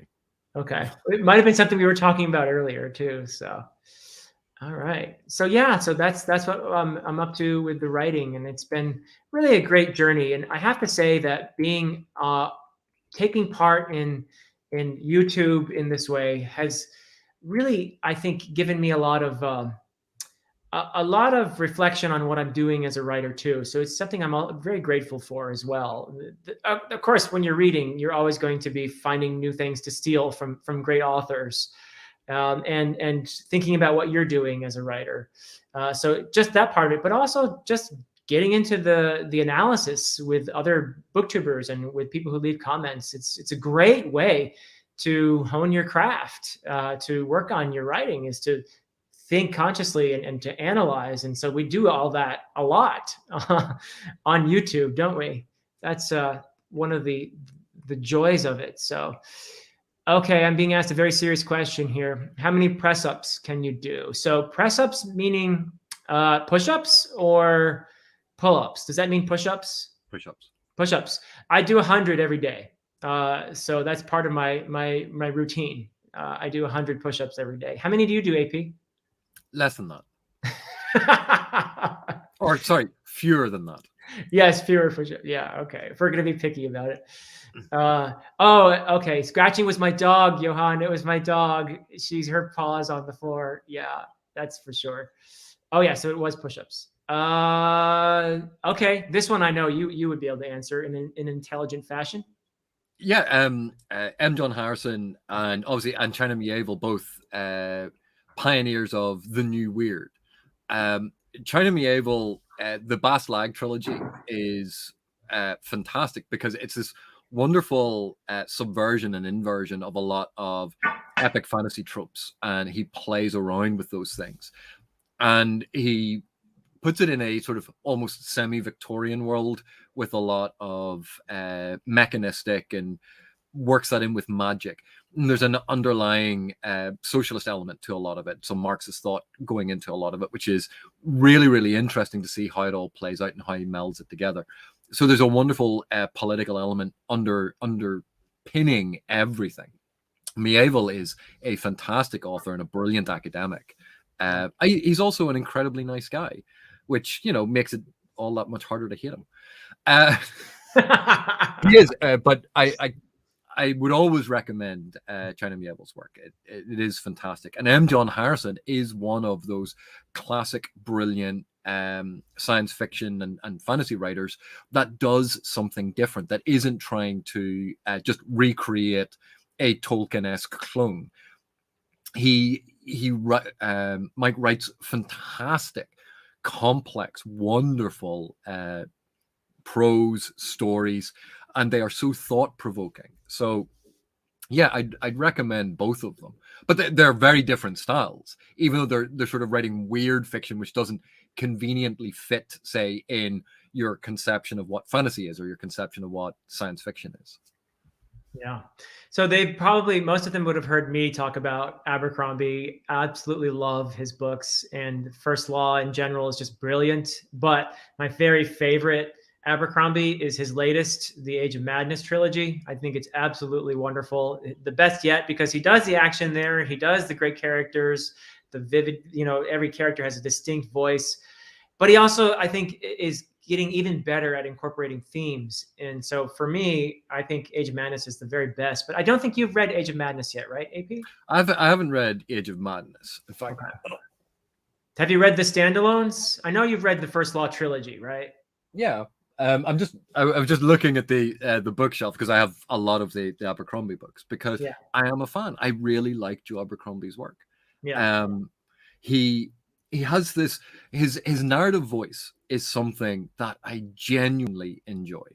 And I know, like, a lot of people praise, say, Patrick Rothfuss for the prose and the writing and the narrative voice of Both. Of both those books of that trilogy. Yeah. And people praise Rothfuss for it, and people criticize other people for very distinct styles. I mean, I really like Glenn Cook's narrative voice in The Black Company. But Joe Abercrombie is one of those authors that I think people don't give him potentially enough credit for the wonderful narrative voice that he creates. And I've seen critiques of his work online where people are complaining that it doesn't follow what would be, if you were an undergraduate in a creative writing program, the most basic introduction to creative writing would say, oh, you do X, Y, and Z. But obviously, as you advance as an author, as you advance through a program, as you study more, as you practice more, you realize it's not that these are a hard and fast set of rules. These are talking about things that create effects in your reader and correspond to reader expectation and correspond to various patterns. And Abercrombie is well aware of these things, and he knows how to bend certain rules, and he knows how to break certain rules, and he imbues a lot of his writing with a fantastic, very dry and understated sense of humor. So I really enjoy that. I really enjoy his work, and I love The First Law. And some of the aspects of First Law that I really appreciated had to do with the subversion of genre expectations or reader expectations, because he took something and he took what appeared to be certain archetypes and then inverted them or completely undercut them.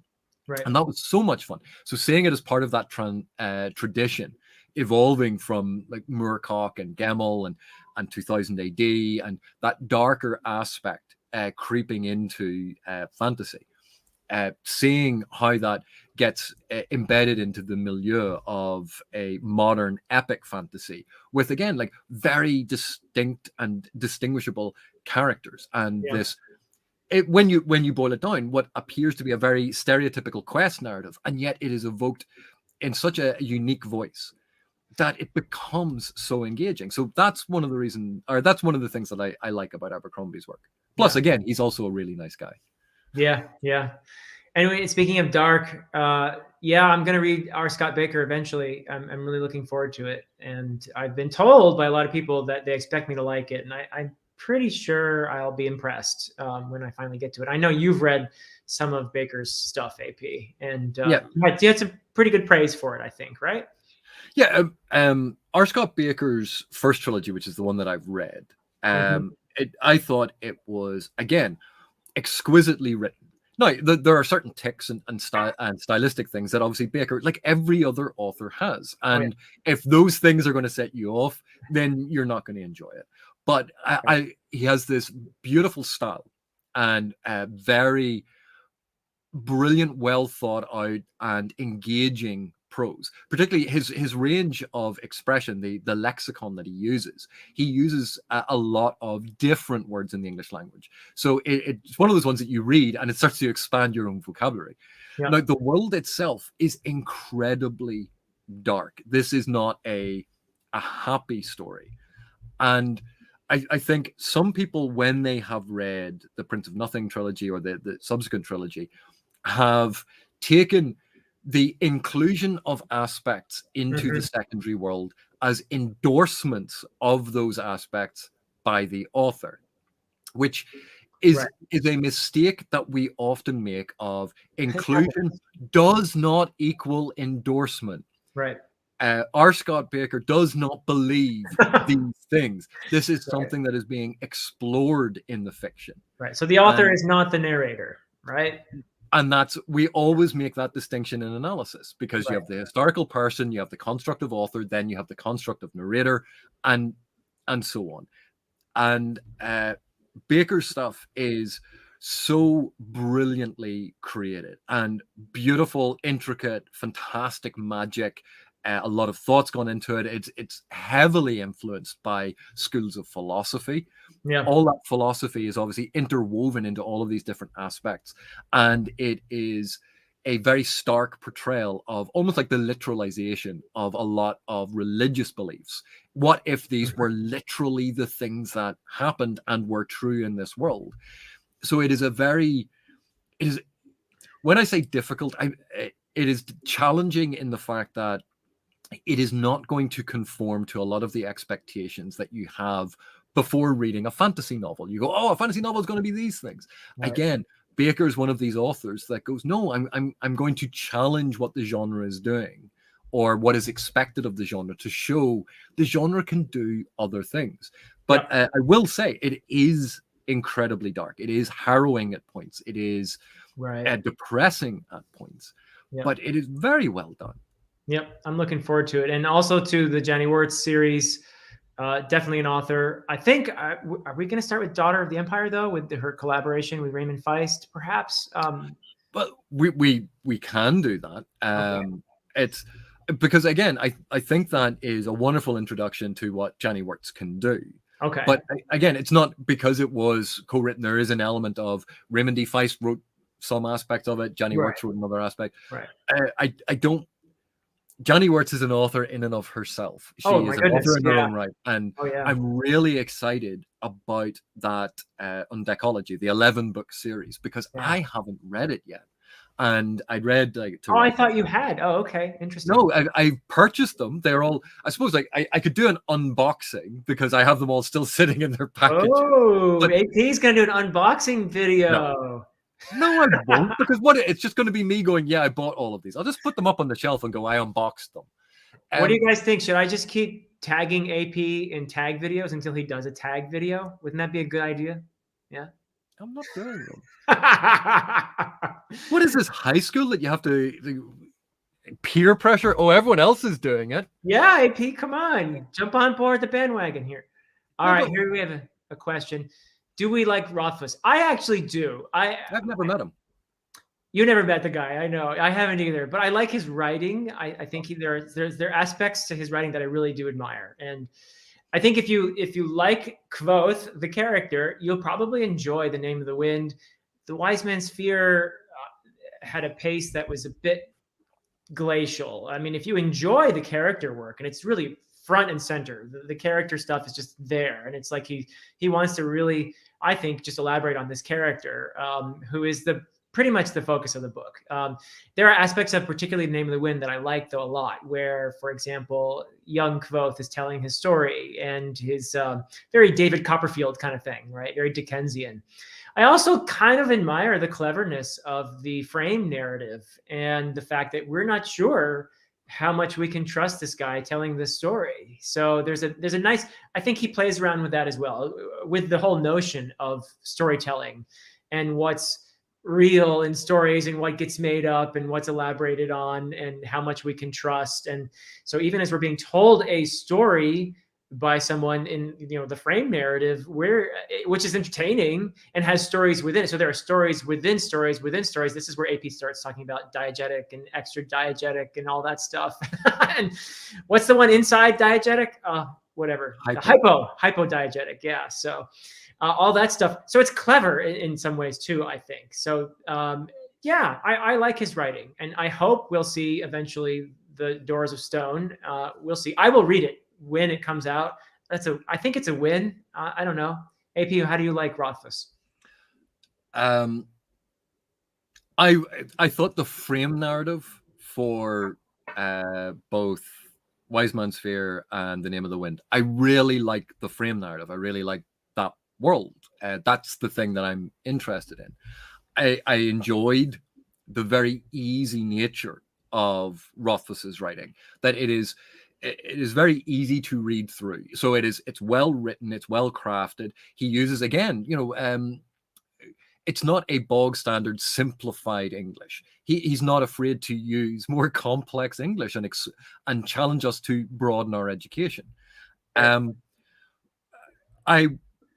didn't enjoy some of the story. I like the structural stuff that he's doing. I like all of those aspects that you just mentioned about the interaction of the frame narrative and the unreliable narration and the moving backwards and forwards between the frame narrative that metadiegetic level into the main diegesis and then into a hypodiegetic level, and the playfulness backwards and forwards. But the underlying story, particularly of Name of the Wind, wasn't one that captivated me. And in part, it was, as much as I like a well-told magic school story, right. It was a magic school story, and it was a well-told one, but that's not the thing that grabs me. And with so much of it, there's a narrative repetition that happens, which is Gavoth has no money. Gavoth dreams up a scheme because he's super special and has all of these abilities and talents to make money. Gavoth makes money. Gavoth then sabotages himself and loses all of his money. Gavoth has no money. Gavoth uses his super special talents to dream up a scheme to make money. Gavoth has money. Gavoth sabotages himself and loses all of his money. Gavoth has, and I went, I know how penniless I was in grad school. I do not need to know how penniless Gavoth is in grad school. I don't need to read about that. So that was an aspect of it that I personally did not enjoy. But it's not a bad story. It's just one that, because that cycle of story was happening, you were then focusing on the character work and the prose itself as a way to keep going. And some of the aspects of that world were really imaginative, and I really enjoyed, and I liked the craft that Rothfuss had put into it.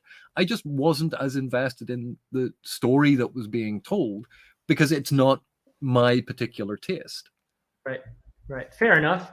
White Man's Fear, on the other hand, I had major structural issues with. Yeah, it's glacial, and it's more character building and not a lot. But it wasn't even that. It was the second half, which is basically, was it about 3 100-page short stories, and each of them are these self-contained episodes that follow the same pattern. They're all basically the same length, and they're all about how super special Kavoth is. And if I wanted to read an adolescent power fantasy, I would go and read something that is billed as an adolescent power fantasy rather than something that I was actually excited about, because Rothfuss is a very good writer. Yes. Yeah. Fair enough. So, how have we seen the House of Dragons teaser? I have not seen it. I've heard about it. And are we excited for more A Song of Ice and Fire content? I would rather have the next book, but the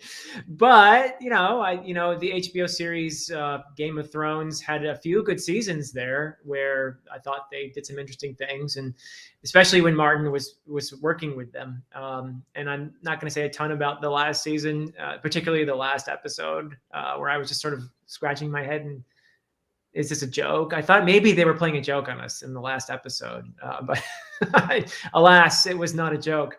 But yeah, I mean, I eventually, like I said, I won't see it when normal people see it, but I will eventually watch it on the DVDs or something. So yeah, AP, are you excited for it? Not particularly.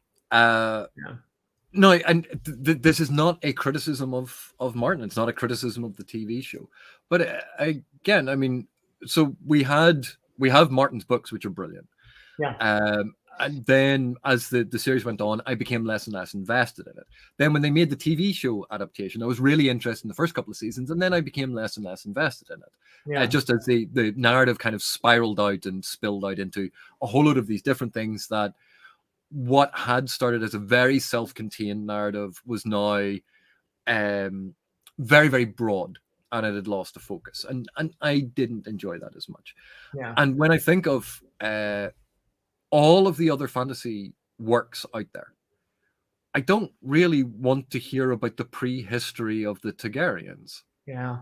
I'm actually interested in other things. Now, I know for people who love that world, as much as I love Malazan, there are people who love A Song of Ice and Fire like that. I go, yeah, adapt everything possible with Malazan. I'd watch the hell out of it. Yeah. And so I can understand that enthusiasm for more A Song of Ice and Fire content, just as people who love The Wheel of Time are so excited about the Wheel of Time adaptation. You go, yes, we want more. But once someone has done an adaptation, I lose the enthusiasm for, well, let's do a prequel. Am I excited about the Tolkien TV show? excitement is the wrong word. I'm actually kind of dreading it. I hope it does really well. I hope it Yeah. does interesting things. I'll probably enjoy watching it, but I'm not excited about it. It's not going, oh, wow, more Tolkien. If they could do something like they did with Lord of the Rings back in 2001, I would be on board. But I don't know. That's like a one in 100 years kind of thing. Maybe the new Dune movie will actually live up to all the expectations. I'm going to watch that. We'll see. So I'm really looking forward to Dune. Dune, yeah, same here. So when are we holding MelasCon, guys? That would be awesome. First of all, somebody has to organize it, but I would be there. I would definitely be there. That would be so awesome. That would be a kind of I admit it's kind of a personal fantasy in a way. I would love for this sort of thing to happen because I've met so many cool people who love these books, and it would be so neat to just kind of mix in person and have a good time and talk about the books that we love so much. But AP, you're getting some requests here. Oh, look at this one. Tag, tag, tag. There we go. Yep, it's the will of the people.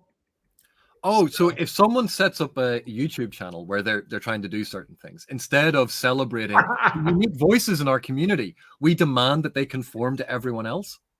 Oh, that was clever. Well played, Dr. Canavan. Well played. Okay, so let's see, what else can we do? Do we play chess? I played chess when I was a boy with my dad, who was a really good chess player. And of course, that means I lost every time. So I know how to play chess, but I don't play these days. But those are good memories. And my dad did a lot of sports and things with me when I was a kid, but he also played chess with me and put up with me always trying to wrestle with him too. And of course he would easily, beat me and then put me in a lock or something until he would say, all right, do you give up? And I would say, all right, I give up. And then I would attack him immediately. So that was the kind of kid I was. But yeah, I used to play chess. Do you play chess, AP? I used to play chess, and one of my elder brothers taught me chess. Oh, okay. And my elder brother was very much of the opinion, yeah, you will learn every time I beat you. Yeah. And as much as I love chess, I fell out of playing it, and I'm incredibly rusty. And I was never that good. That's not how my brain works. And even though it's not how my brain works, I know if I practiced, I could get better at it. I know if I practiced, I could improve, but I didn't have a passion for it. Do you know if Ericsson or Esselmont play? That's part of the question too. No, I don't know off the top of my head. I know Ericsson plays a lot of board games, particularly military strategy board games. That makes sense. Yeah. Okay, so we have a request for more poetry readings and analyses, and AP has a video out. I know, Francois, you've seen it, but just so everyone knows, where he's asking for interpretations of a very well-known, the Shake Prayer, a very well-known Malaz poem. And so we noticed when we were doing the poetry readings, how every time we would put out these, our interpretations, people would respond in the comments with these wonderful interpretations. And we were like, oh, wow, I didn't think of that. Or that's a cool way. That's what teaching is like too, by the way, everybody. My students are always teaching me because I'm hearing their perspective on a poem, and they'll see stuff. I could be teaching that same poem for years, and then they'll say something. I'll think, oh, I never saw it that way. So it's a really wonderful thing. I love doing poem analyses. They aren't the most watched videos, unfortunately. But people need to know they're fun. Poems are fun, and it's not like you're solving a puzzle. It's you're giving your reaction. So AP? And just on that point about they're not the most watched. No, they in terms of YouTube, they perform terribly. Yeah. That's not the point. Right. If we only did the things that were popular, yeah, it would just be doing the same things that everyone else does. And YouTube gives us this ability to do the things that aren't being talked about, and to be able to bring a discussion of poetry into channels and viewership that is all about fantasy epic novels, and go, well, let's talk about poetry, to do narrative analysis with people who may not have experienced that at university. It's a chance to bring new things. If we were worried about viewer numbers, Yeah. well, personally, I'll put it this way. If I wanted to maximize my viewership, number one, I would be doing a lot of videos on popular YA fantasy and YA novels. For a start, I would not talk about epic fantasy novels. I'm not so sure that would work for you, AP, but And then number two, I would have to change the entire thing to find a much more concise, much more to the point, a much more emotive and expressive way of talking about things, because it's not about analysis. And then you go, oh, so AP, you would just copy all of those other booktubers. You go, yeah, I would, because that's the thing that, you know, grabs all of these things. Videos that are over 15 minutes don't generally do well. Yeah. But long form discussion is what I'm interested in. I like taking that time to develop things further. Yeah. So, but the poetry stuff, I even looked today. I had a chance to have a look over some of the comments left on that poem, and there are some brilliant insights. And the whole point of me doing it this way around was, so often we have these fantastic comments and insights and approaches taken by the viewers of the video. And because you've already recorded the video, you've moved on to the next video. Right. You could maybe say in the next one, oh, and there were some great comments on that. But a lot of those insights are not going to be seen or heard because we've already moved on to the next thing. So doing it this way of having people, basically me do a reading of the poem and have them give their insights, so that when we come to the discussion, we can actually flag up the fact that, yes, poetry is about interpretation. And even if people appear to have very radically different things, there are actually points of thematic connection between them. And that, I think, will be a really interesting discussion. So I hope it works out well, because some of those comments already have been fantastic. Yeah. Oh, absolutely. Yes. Yeah. 100%. I would agree there, because AP, you're not expressive at all when you make videos. So here's one, Gene Wolfe. I'm going to read it. I think we'll get to it next year. I know you've read it, right, AP? You've read Book of the New Sun. You've got the beautiful edition there that your lovely wife bought for you, I believe. Yes. That's it. It's off camera, but yeah, my wife got me the folio edition. Nice. Folio Society edition, which is really beautiful.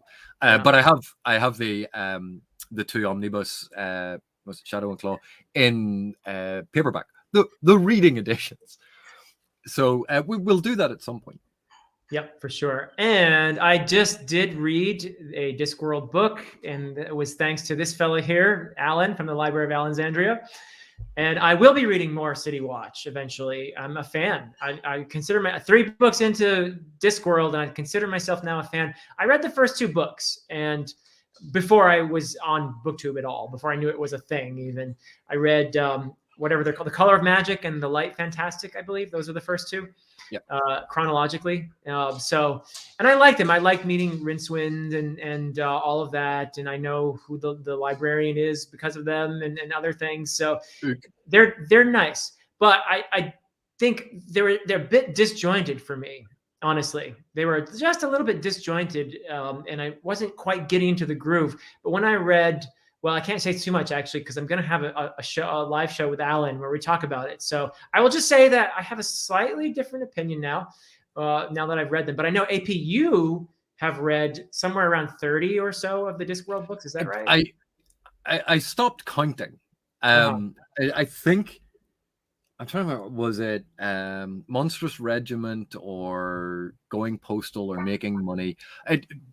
To be honest, I was a huge Terry Pratchett fan. I had all of them, and then it got to the point where my reading tastes changed, and I didn't seek them out immediately upon publication. But I got at least as far as I think it was Monstrous Regiment, and maybe a couple of the ones after that.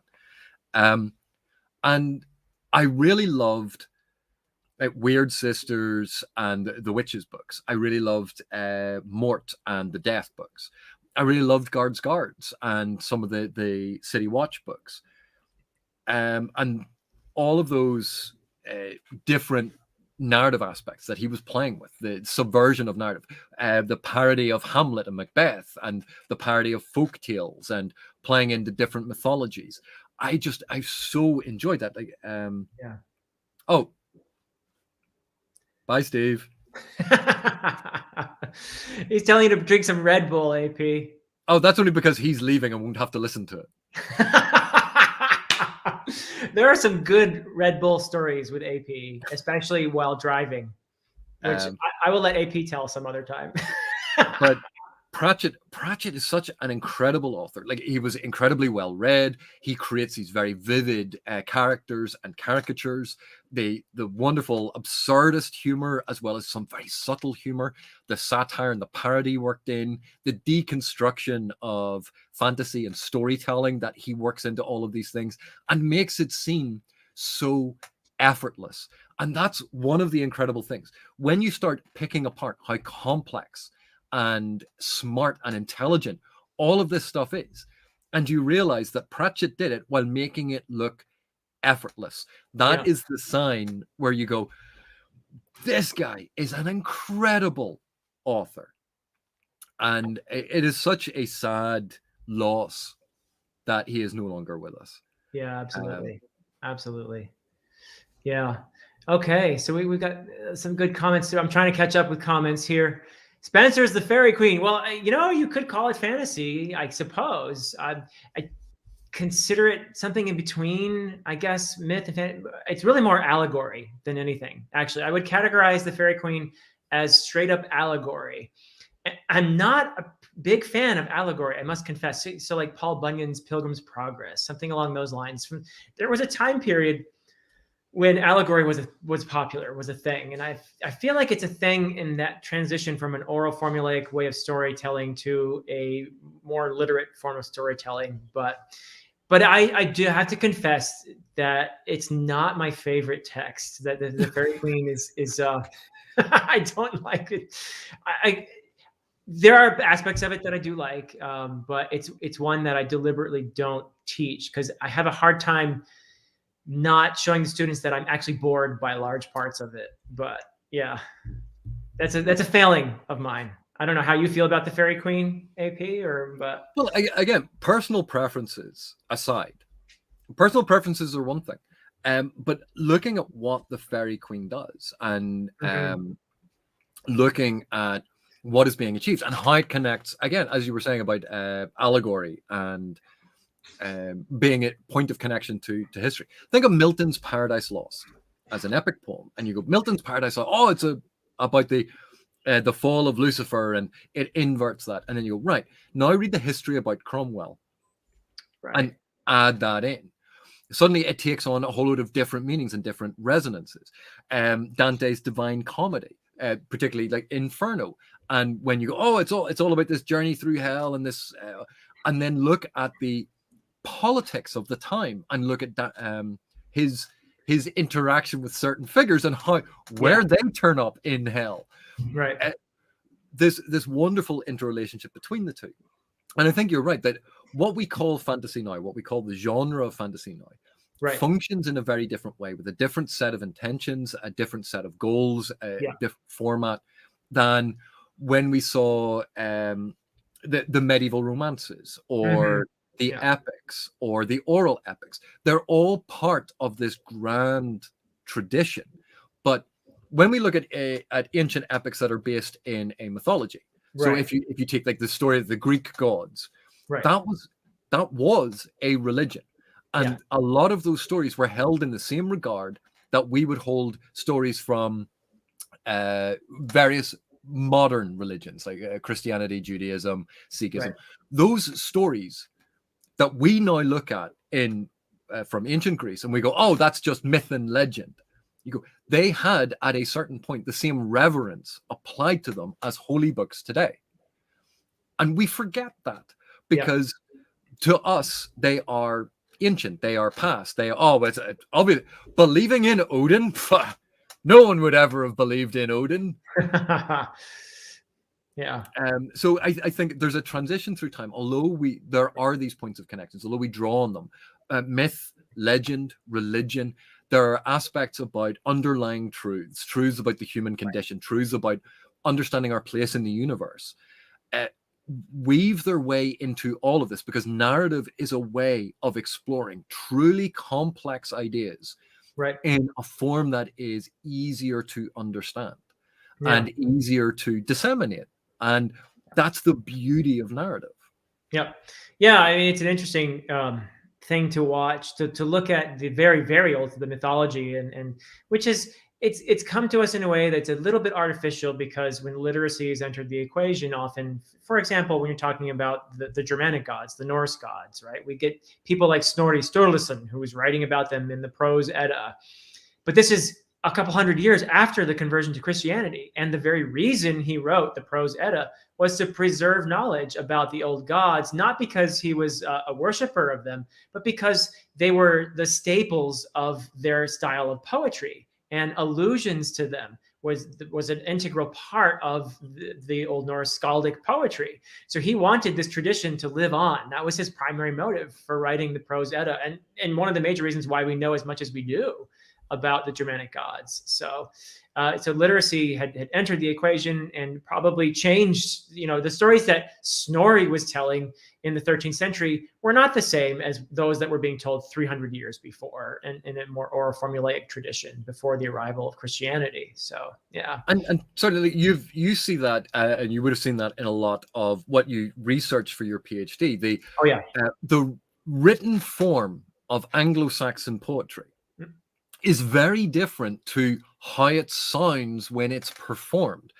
First of all, we've had the vowel shift in how we pronounce things, so that changes a lot of stuff. But also where you put in pauses, where you put in strong emphasis, where you put in beats, all of that gives it a new life, because it is in performance. So the literary version of it is actually doing something different, and we see this with modern writing. What you do in writing, what can work so exceptionally well on a page, when you read it aloud, you go, that sounds terrible. Sometimes what sounds absolutely amazing, and you put it on the page and you go, that looks terrible. Look at the lyrics of some modern songs where you write, just look at the lyrics and you look at them and you go, that looks like a really boring, repetitive, awful song.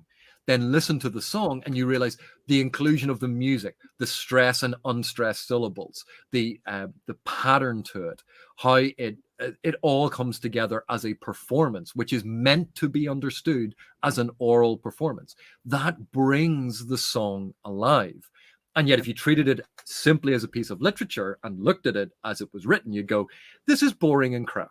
It's a bit more sterile that way. Yeah, absolutely. So we have a request here, AP, that we do Anamandaris, and I think this is a popular request here, isn't it? Yes. Okay. Well, maybe that's one we'll have to look at in that case. Is someone going to put all of the fragments together for us and put them in the right order? That might happen. Be careful what you ask for. So what else do we have here?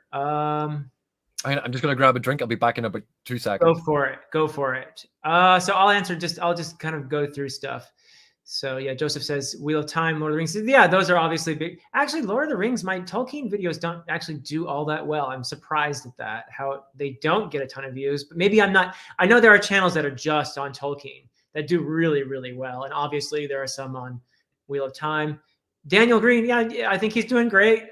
He's doing his thing, and he's got a big audience, obviously. And I would say congrats to him on publishing his own book. And so the more people who succeed at talking about fantasy on BookTube, the happier I am. So that's great.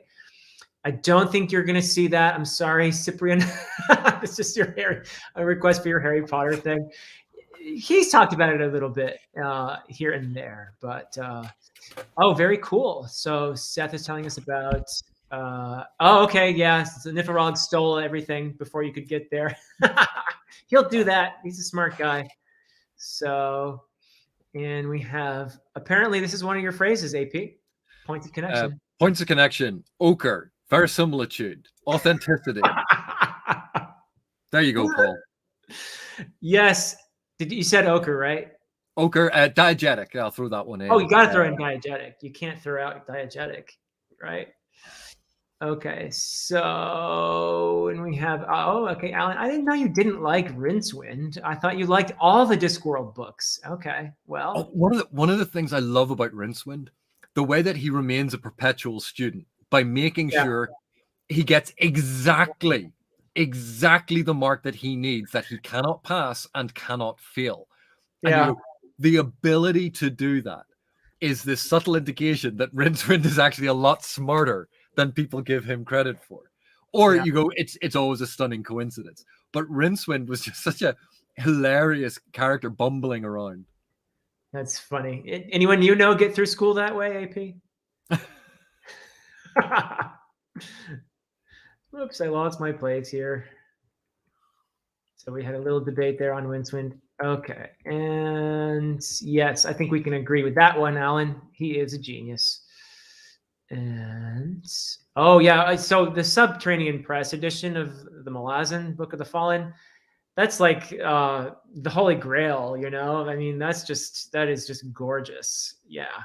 So yeah, somebody loves you, I guess, right? Well, love puts up with it. Sometimes it's hard to tell the difference. Yeah. Bye, Francois. And we have a request here to read the Tiffany Aching books. Okay. Right. More Pratchett. Yes. And a nice compliment.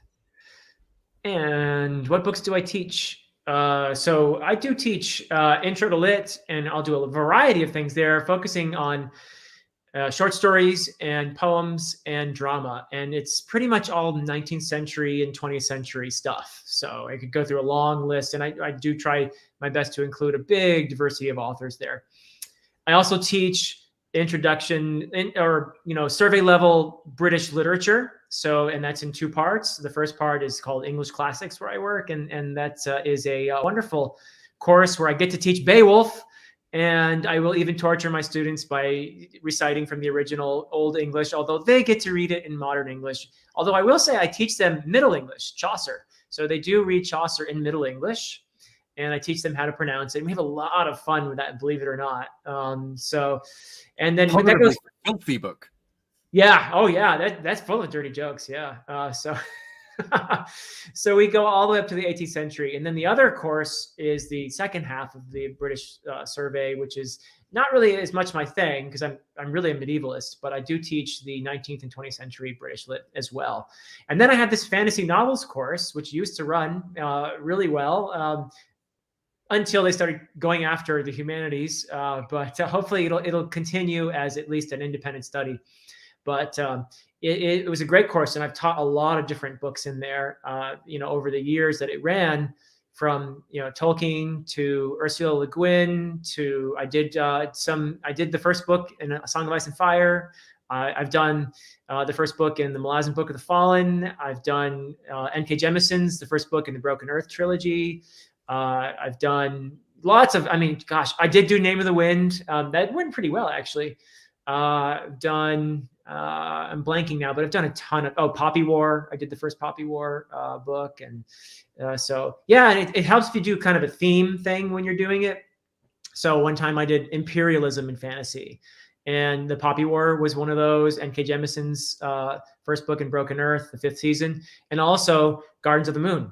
And there was one other, I think, but I can't remember what it was. But yeah, so that class was a lot of fun. And that was sort of what the catalyst was for me to start the channel, because initially it was all about a kind of a supplement to my fantasy novels course. That was the first idea I had for starting this channel, was to just supplement. I didn't expect it to be anything big. I also didn't expect that there were other people talking about fantasy on YouTube. So that shows you what I knew going into this. But yeah, so that's what I teach. Out of interest, so N.K. Jemisin's 5th season. Yeah. Do you class it as fantasy or science fiction? See, I knew we were going to have this argument someday, AP. Discussion, not discussion. Okay. Because you'll agree with me, so it's a discussion. Oh, shots fired, fireballs fired. No, I consider it fantasy, obviously, because there's magic. And yes, okay, there are elements to it that make it seem like it's some kind of futuristic thing. I think there are aspects to it that point at technology being a part of this, or at least you could say that technology was involved to the extent that was in the past responsible for the current state of the world. You could say that.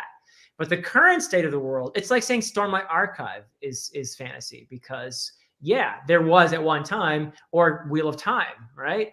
At one time, yes, there was technology and there was a more sophisticated civilization. But in the present of the book, that stuff doesn't exist anymore. It might have led to the current state, but it doesn't exist anymore. People don't understand it. To them, if they know anything about it, it's magic.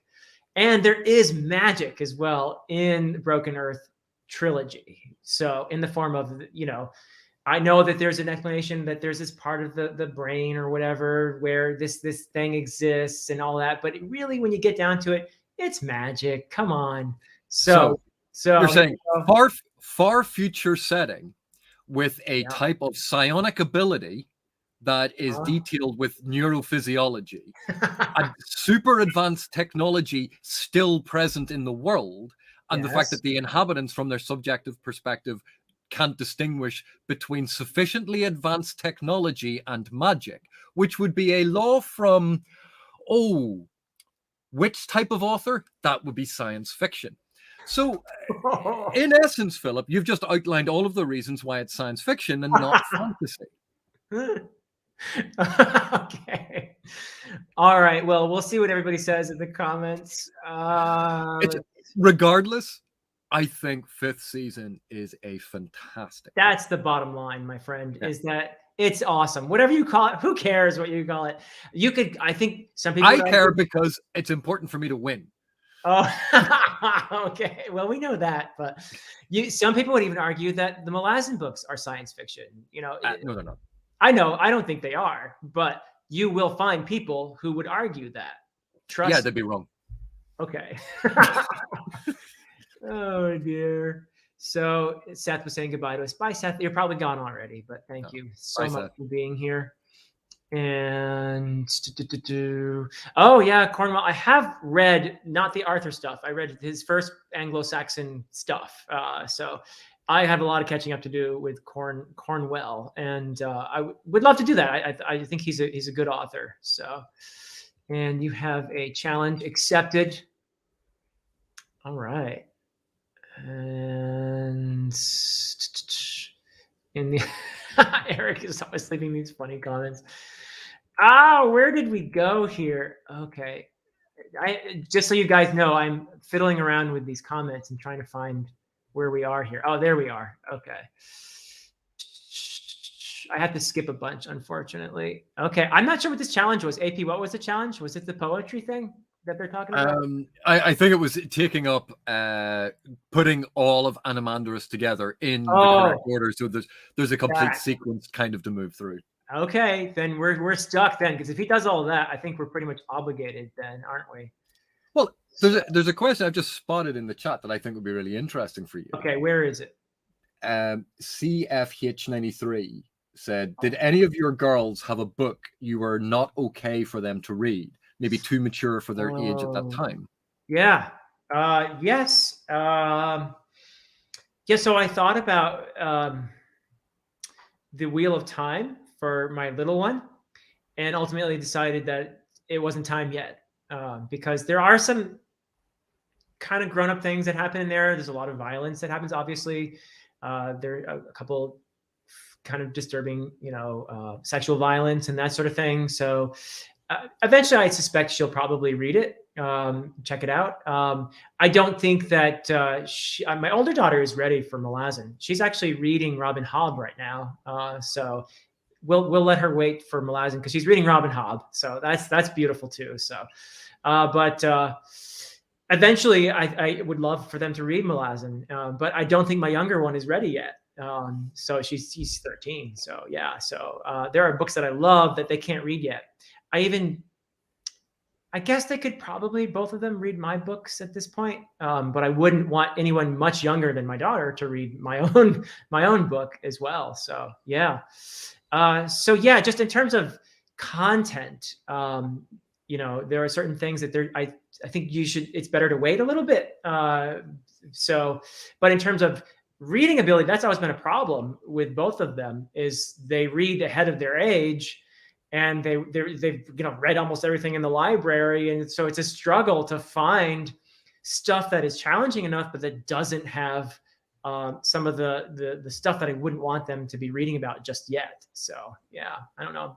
That's AP. Are there any that you can think of that wouldn't be appropriate? Well, I mean, obviously, there's a different thing when it's about a parent and their children. Yeah. And also you have a different cultural context.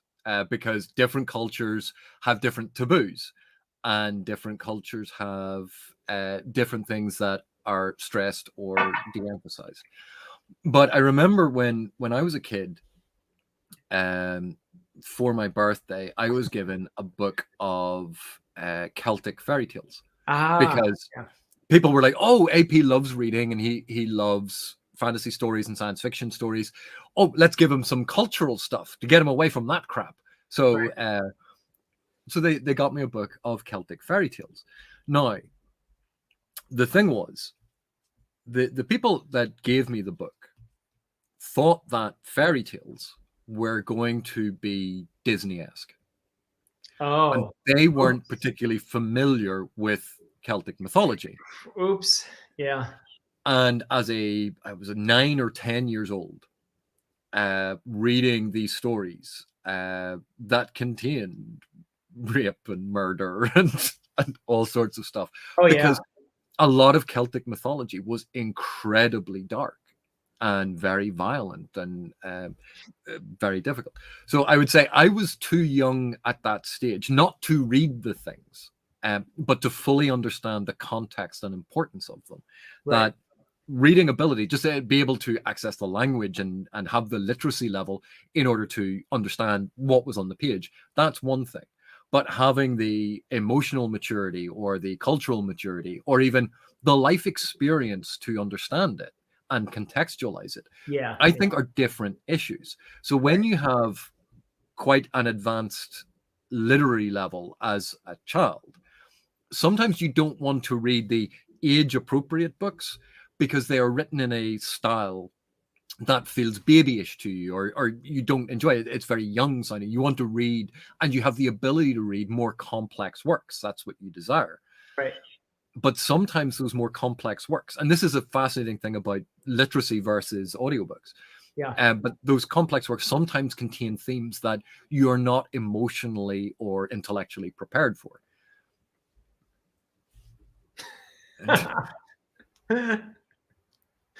Well said. Absolutely. So yeah, people were reacting to our fantasy versus science fiction debate. Baker's essay is brilliant. Okay. Cool. But it's in the sort of thing that's in conversation with stuff written by Orson Scott Card and Ursula Le Guin and Neil Gaiman. Yeah. A lot of these authors writing about perceived differences, actual differences, the different intentions and tones and styles that we get in these genres, what they're trying to do, and why you have things like weird fiction, which doesn't neatly fit with these things, or you look at magic realism, which we can put under the umbrella of fantasy, or we can see as a very distinct subset of its own thing that is radically different to what fantasy does. We can look at urban fantasy as part of fantasy, but then you have something like Shadowrun, which is cyberpunk with magic. It's not that it has to be one or the other. But because we create genres, think about it this way. We've both taught literature. When you talk about literature, how many genres are there? No. When you teach literature, how many literary genres are there? You mean when I teach like intro to literature? Poetry? Yeah. Prose? Yeah. Drama? Yeah. Okay. Fair enough. Yeah. Those are the 3 literary genres. Yeah. Poetry, prose, and drama.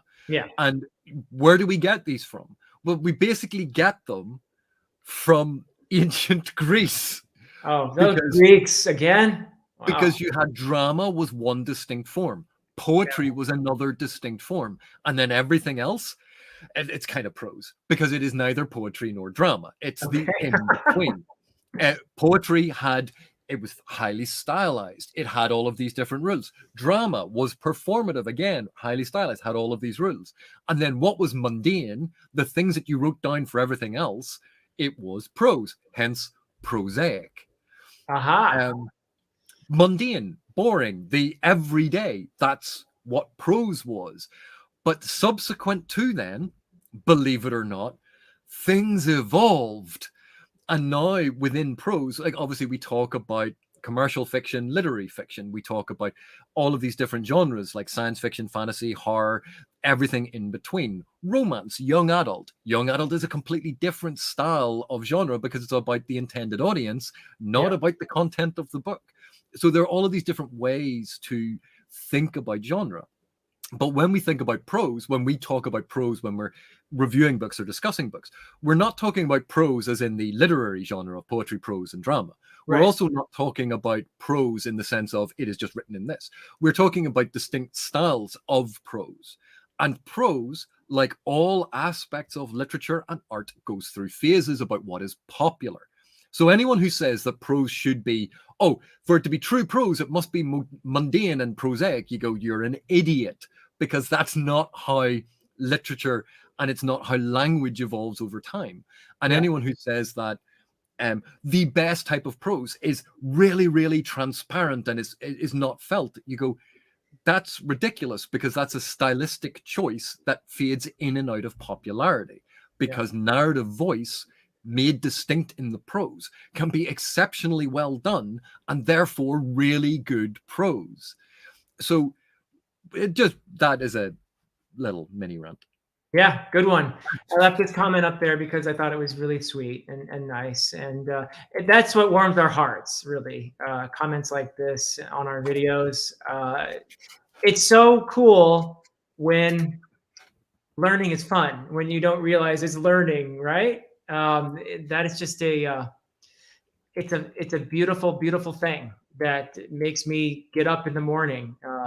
To think that my students would tell me stuff like I would sometimes hear these wonderful, and they're very thoughtful when they tell me things like this, but they would tell me stuff like, I didn't like English before, but after taking this class, I actually kind of like it. I mean, to hear stuff like that is why I do this thing. So it's really lovely to hear from that, Katie, that comment that what we're doing is actually a source of joy because we love it. We love talking about books and it's a blast. It's a real blast to be able to do that and to learn from everybody at the same time. That's why we're here. That's what it's all about. So AP, I know you've read Wheel of Time, but there's a question there for you. And overall thoughts in 30 seconds or less. It's a complete series with a prequel.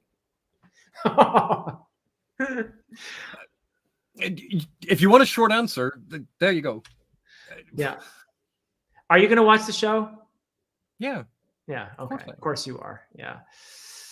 Okay. Okay. Duiker. Nice. I'll take that. I have not read Elric's. There's another gap. I have to read Moorcock's Elric books. So for sure, at some point. I'm going to read Gemmel first. Of the things that AP wanted me to read, I'm going to do Gemmel first. But eventually I'll get to Moorcock for sure. I know I've heard things about Moorcock's being kind of not anti-Tolkien is probably going a bit too far, but he wrote something much more subversive, I guess. And he was writing what, AP in the 70s, 80s, Moorcock was? Well, I think it's 70s and 80s. I always get these things confused because unless I was specifically studying them, okay, you kind of forget the details of the author biography. Okay. All right, so we are way behind on the comments, but that's okay. Well, okay. Well, while you catch up with that, I just have to check my phone, so I'll be back in a couple of minutes. Oh, absolutely, absolutely. So, so 15 for Midnight Tides. Yeah. Oh yeah, that's a good thing. That's absolutely a good thing to have the challenge. I think 15 is probably okay. Yeah, about those fairy tales. Yeah, I mean, did you read Grimm's fairy tales? My goodness, that stuff is rated R. That is bloody stuff. If you read the actual, Cinderella, what happens in there is the stepsisters get their eyes pecked out, and they one cuts off her toe and one cuts off her heel and that sort of thing. I mean, there's some seriously disturbing stuff that happens in those old stories. So you got to wonder why they were called nursery tales. What were they doing, traumatizing all their kids with these stories? Or maybe we've all gone soft. Perhaps that's what's happened, is that we've gotten softer in time, and we don't traumatize our kids with these rated R stories anymore. Memory, Sorrow, and Thorn. Yes, I have, Graham. I have, and I loved it. And it was before I started the channel. Actually, it was a long time ago.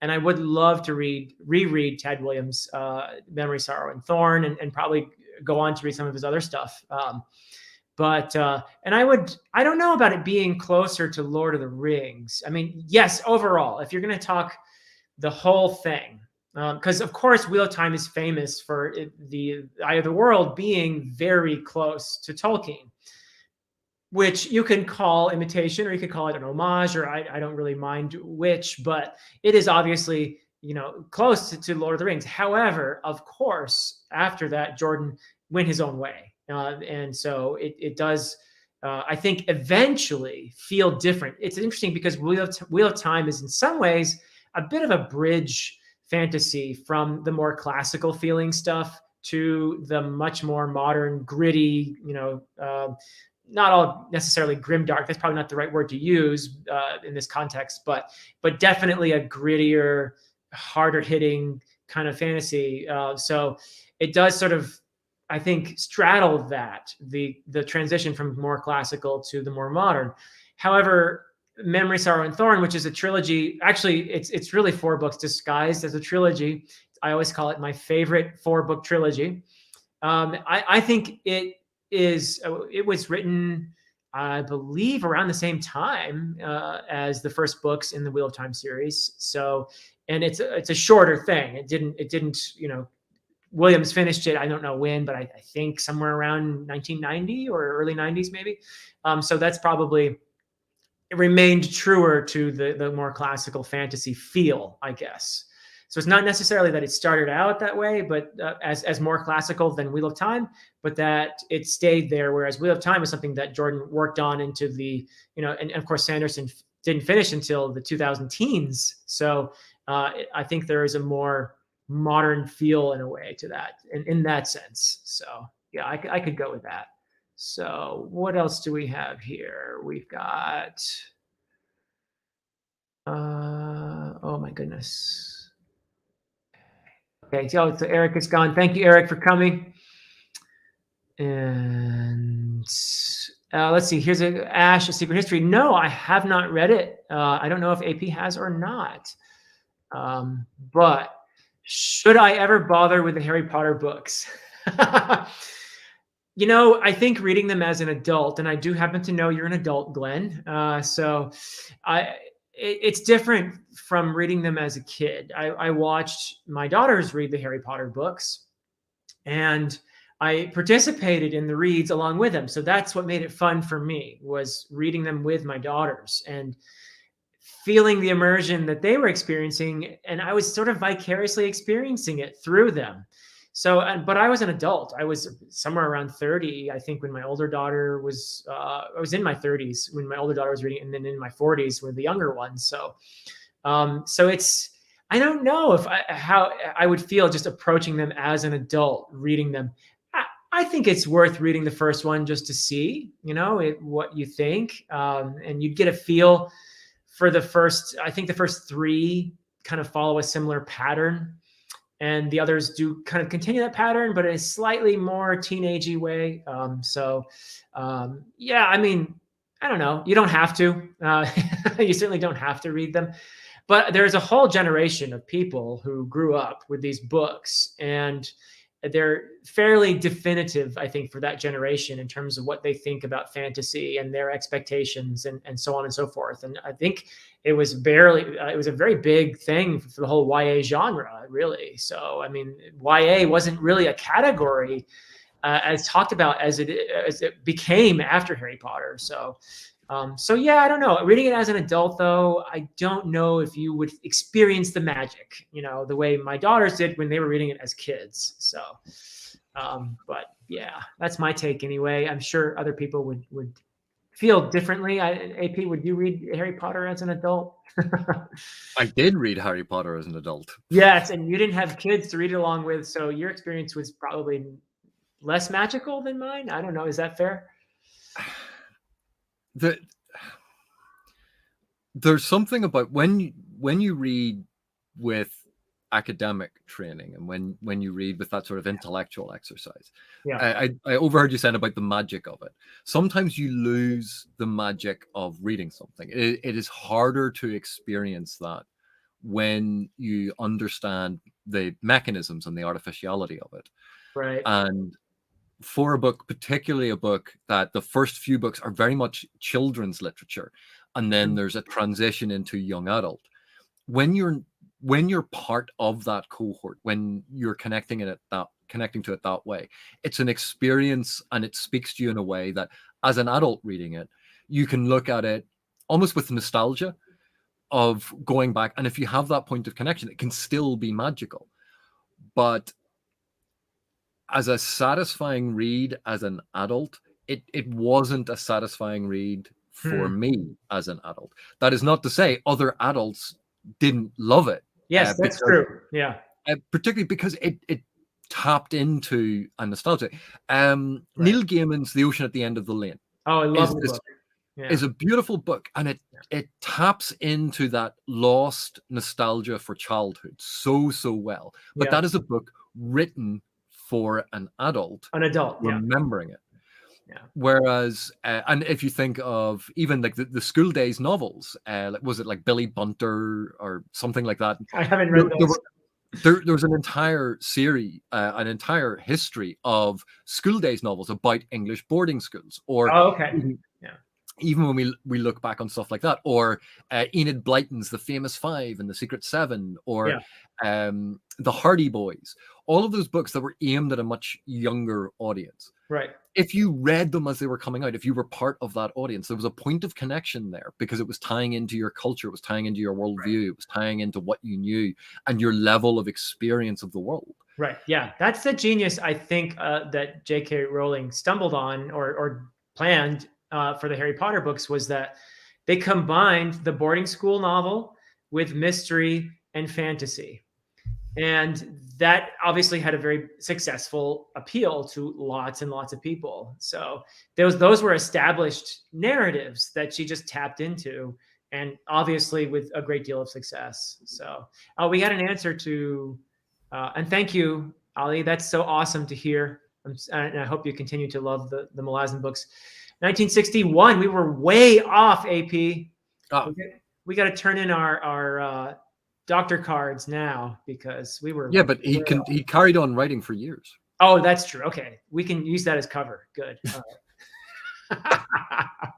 I thought it was late 60s or early 70s. I was almost convinced it was early 70s, but obviously it was early 60s. I was going with 70s, so I was definitely off. So anyway, so here's an interesting question. Not every book is meant to be enjoyed or entertaining. What are your thoughts? So I'm assuming we're talking about fiction here. Is it true? Because obviously a lot of nonfiction is I mean, I consider a lot of nonfiction to be very entertaining. I love reading about the brain and about the cosmos. And I loved reading history a lot. At one time I used to read a lot of history.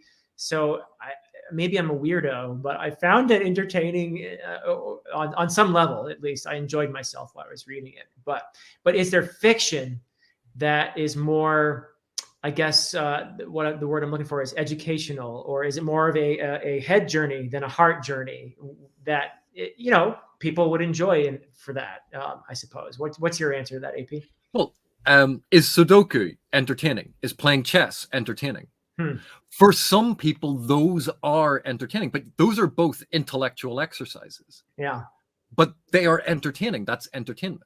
Some people watch certain sports for entertainment. Other people find it excruciating. Entertainment is such a broad, but at the same time, incredibly personal thing. And some books are written to entertain the mind. Some are written to entertain the heart. Some are meant to be mindless chewing gum for the brain. Some Right. are meant to stimulate thought. Some are meant to stimulate emotion. Books range across this entire gamut of experience. And when you think of some biographies, so nonfiction, but it's a biography that is written in a humorous style. It's meant to give you insight into that person, but it's written in a style that's meant to entertain you as well. Yeah. Books, even fiction. Fiction is not any one thing. Right. And this is, I think, one of the underlying, even within fantasy or even within epic fantasy, it's not that epic fantasy is any one thing. Genres are constructed out of narratives that have some similarities, so we group them together. Genre, it basically means like things that are like each other. That's why we put them together. Yeah. And when you have books that are meant to be read and forget, that they're meant to be mindless escapism, then you can have mindful escapism. Yep. Then you can have mindful of the moment, mindless of the moment. There are all these different combinations that you can have. Fiction is about the power of narrative to do different things. Yep, 100%. Yep. And we had a little comment from Rob. Rob leaves the fantastic comments on our videos. So thank you to Rob. And you're absolutely right. That's a great point when I was talking about fairy tales and children. And you're right. They didn't recognize childhood the way we recognize it today. That is so true. Absolutely. But wasn't teenager basically an invention in the 1950s in America? Yeah. Well, are we responsible for that too? Gosh, man. Okay. So yes, Jason, I actually teach one of her poems, the Cinderella one, every semester. I love it. I teach actually several of her poems when I'm doing Intro to Lit. I think Anne Sexton's a brilliant poet. But she does a kind of a feminist retelling of the Cinderella story in a poem form. And there's a great deal of what you would call verbal irony or just straight up sarcasm in that poem.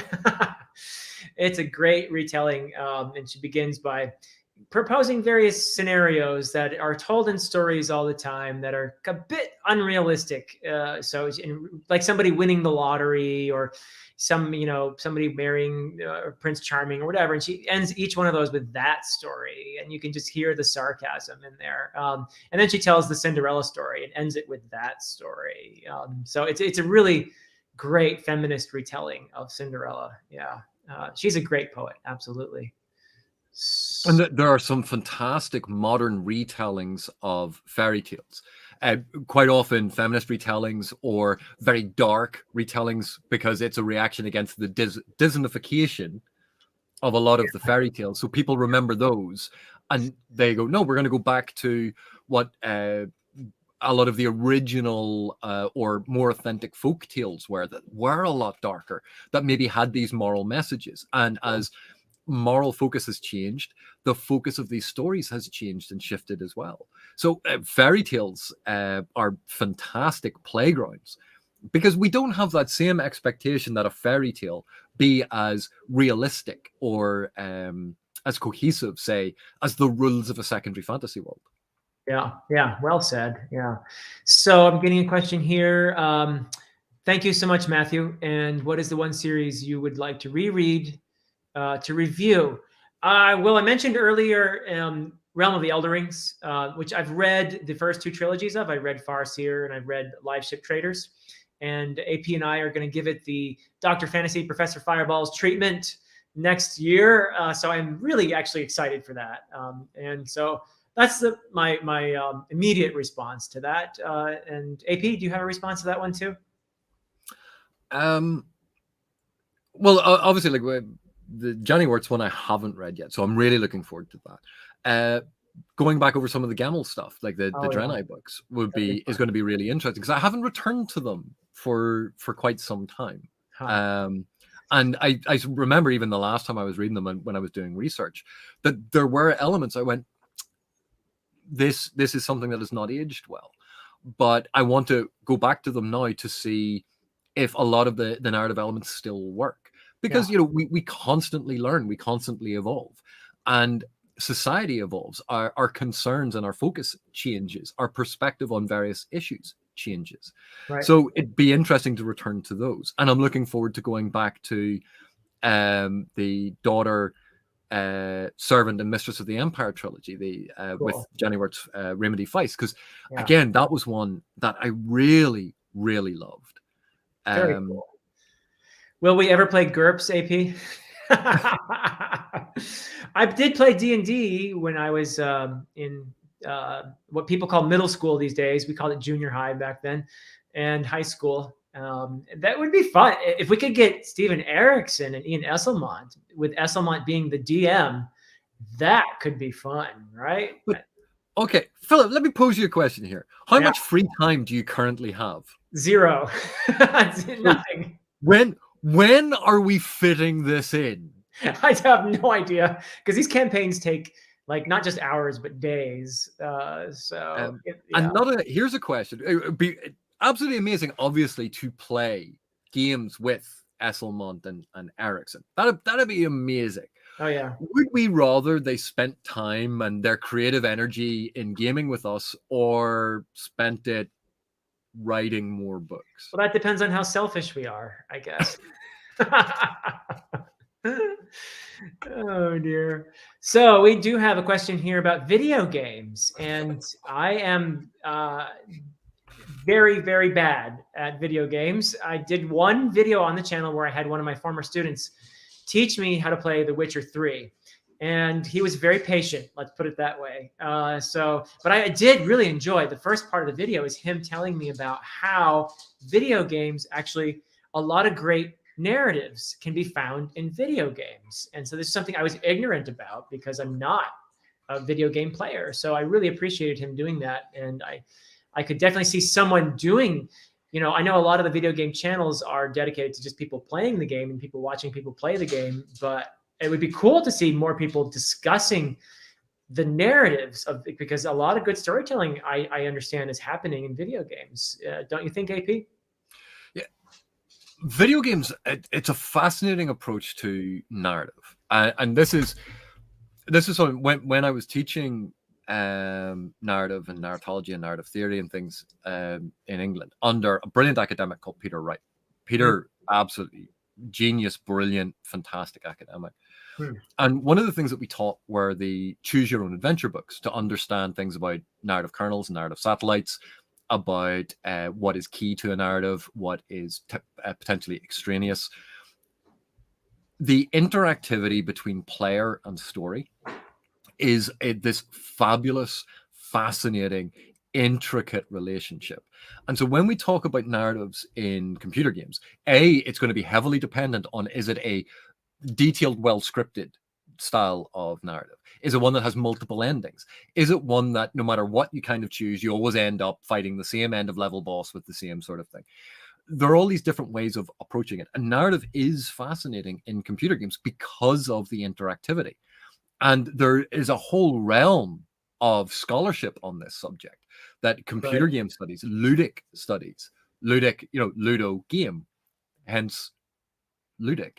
I got it. These ludic studies focusing on these different elements. And there are brilliant scholars who study all of this, and they are producing fantastic research and work.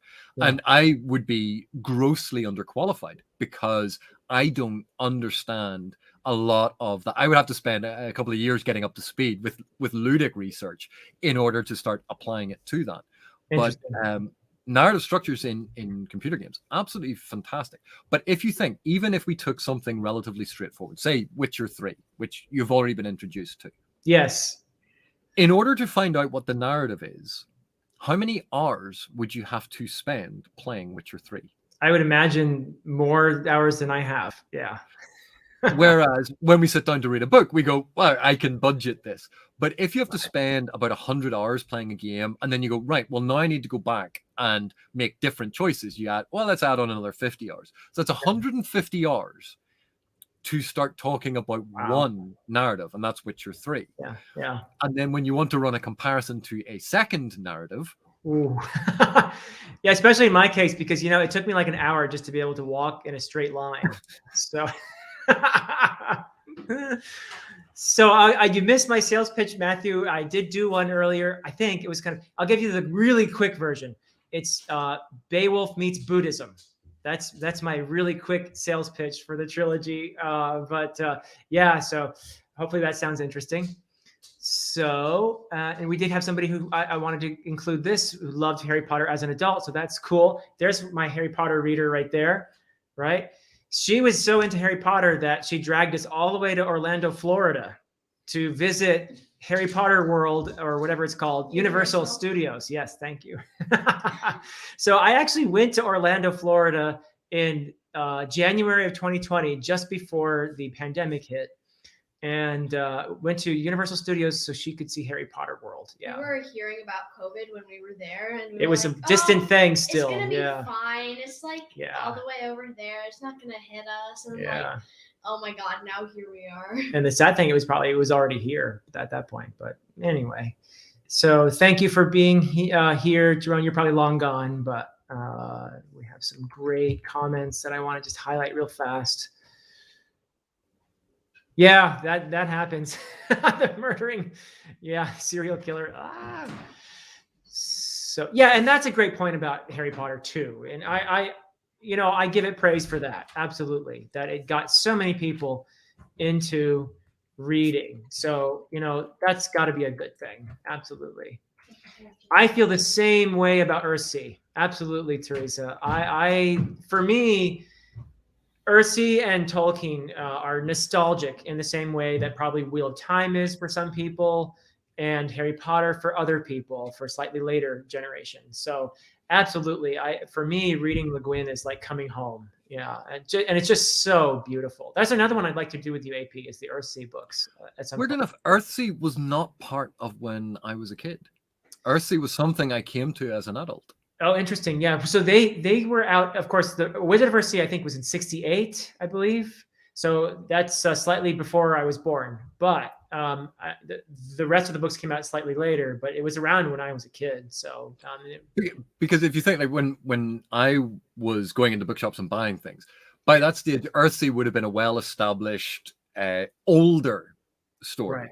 Right. And so wasn't marketed to me, wasn't brought to my attention. And because my friends and family weren't interested in that style of literature, I did a lot of just floundering around and buying whatever I could get my greasy little mitts on.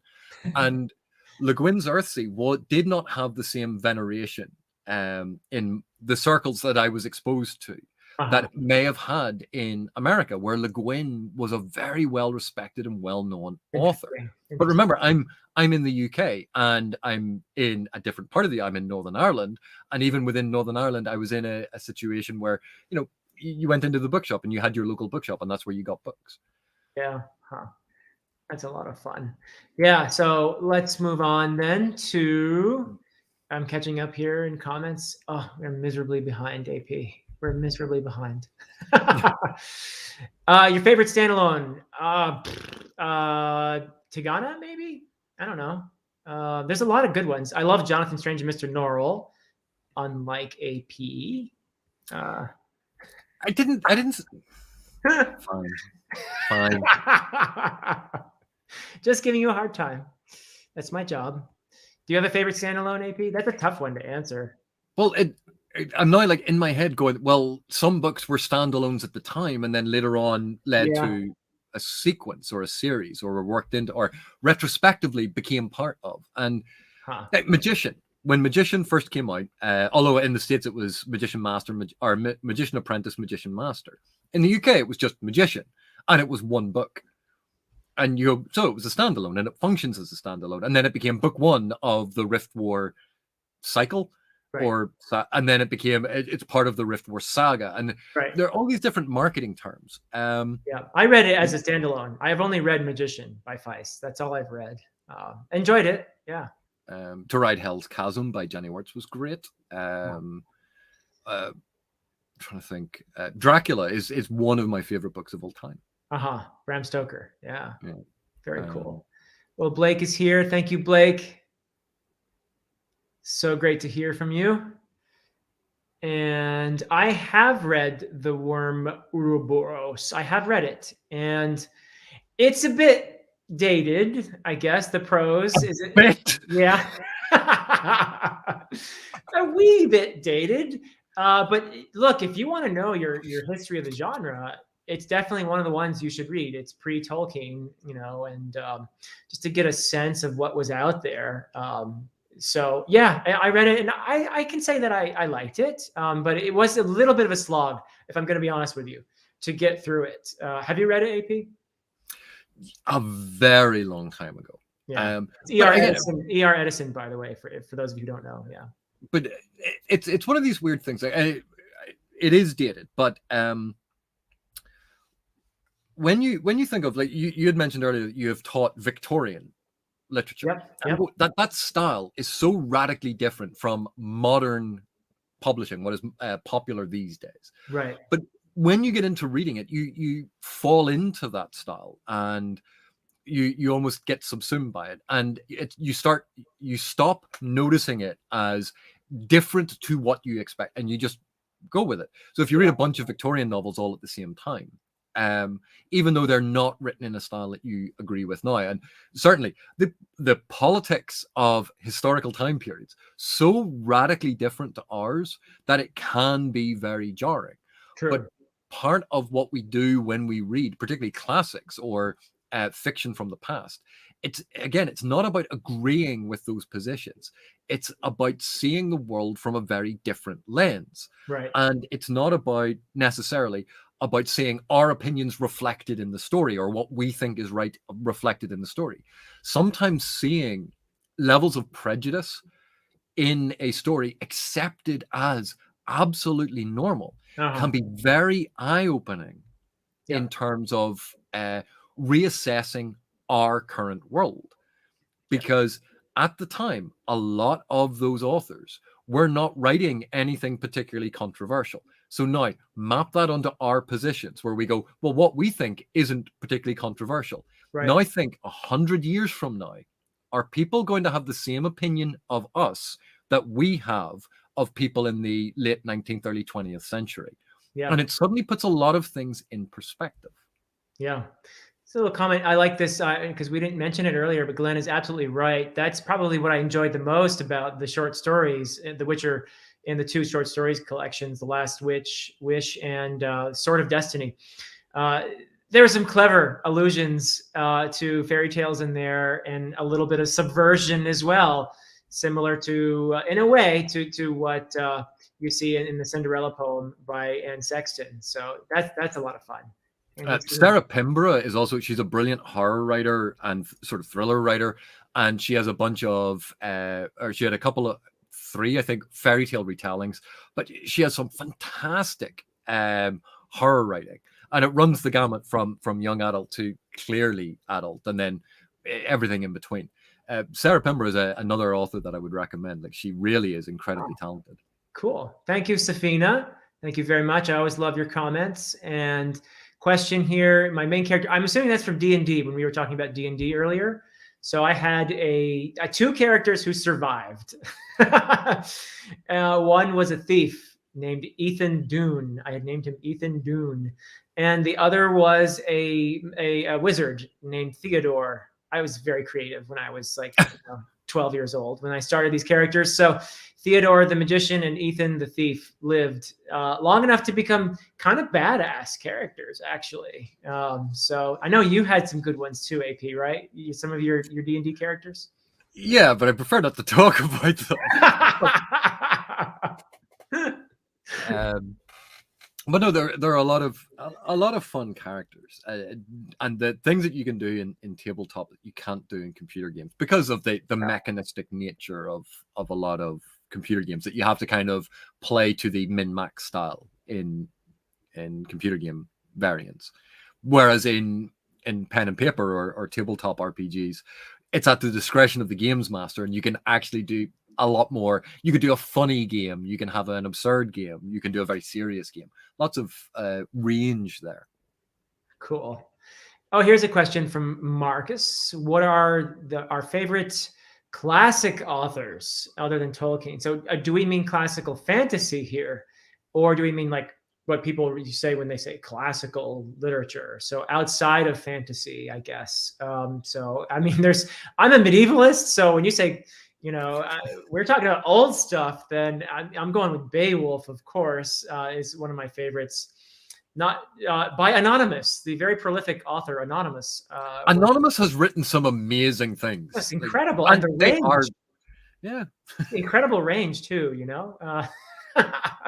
So I love the old stuff, but I do actually. I read quite a bit of classics going through college, and I had a good time when I was doing my dissertation for my PhD. I was looking at William Morris's translations of Icelandic sagas into what I don't know if you would call it modern English, because it was highly affected language, his sort of saga language, and it was very Germanic and very archaic. And he had some political motivations behind that, which I won't get into in detail because it will take another 3 hours to talk about. But in the process, I did read a lot of 19th century novelists because I needed to understand the 19th century in order to write about the 19th century reimaginings of the medieval world. So I was reading a lot of I love George Eliot, for example. I think she's a brilliant author. And talking about different styles, I mean, it is very different from modern stuff. I quite enjoyed Thomas Hardy's novels as well. And who else? I mean, just a huge range. But and there's some more modern authors I enjoy. I read The Road by Cormac McCarthy, and that was a pretty cool book, I thought. Read just for fun. I'm trying to think of stuff I read for fun, but yeah, I mean, there's just a huge range of stuff that I enjoy reading. I loved reading.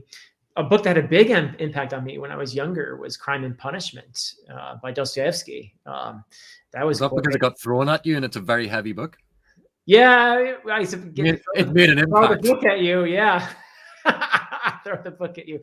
So yeah, I mean, I don't know. Those are just the ones that off the top of my head. AP, do you have any favorites outside of fantasy? You know what's a really interesting thing to do? If you look at a couple of different university websites where they allow you to browse what's in the modules, to have a look at some of the stuff in the module reading lists, you go to the survey courses of say canonical English literature pre-19th century or post-19th century, looking at those reading lists, and you go to a couple of the different universities, you compile this massive list, and there's usually some key texts that you can match one against the other, and you can see get recommended all the time.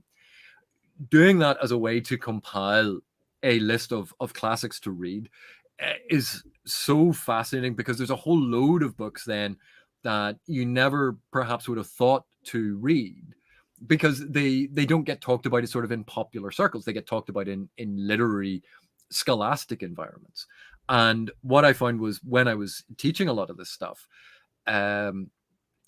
the courses that we had to teach, they were saying, oh, here's a list of books, and you read a whole bunch of stuff that maybe you hadn't read up until that point, because you had to read it in order to teach it. And I was exposed to a lot of 18th and 19th century works that I never would have read before, and then early 20th century works that I never would have read before. And having to read that entire range gave you such a deep appreciation of all of these different styles and authors, and then reevaluating them in light of modern literary conceptions. You're still talking? Well, you've only just come back. I was filling in time rather than being dead airspace. Thank you, my friend. Here's a good one. Lots of duos in the Malazan books, and I would reach it automatically for me for Tehol and Bug. They're probably my favorite, but there are so many to choose from. I also quite enjoy Karsa and Samar Dev, so that's a great one. And Telerast and Curdle, they're fantastic, especially when they interact with Apsalar. Yeah, AP, what's your automatic answer for that one? Obviously you've just listed a bunch that I really like, but what about Icarium and Mapple? Oh, sure. Yeah. As a very different style of duo. I mean, obviously you mentioned a bunch of the funny ones. Mm-hmm. We'll go figure. But even duos like Fiddler and Hedge or Callum and Quick then. Yeah. Shadow Throne and Cotillion. Oh, of course. Yeah. Can't forget them. I mean, There a lot of very, very interesting duos that run through it. I can't I wouldn't be able to pick out what is my exact favorite because some of them are very different, like Icarium and Mappo versus Tehol and Bug. And you go, yes, they're duos.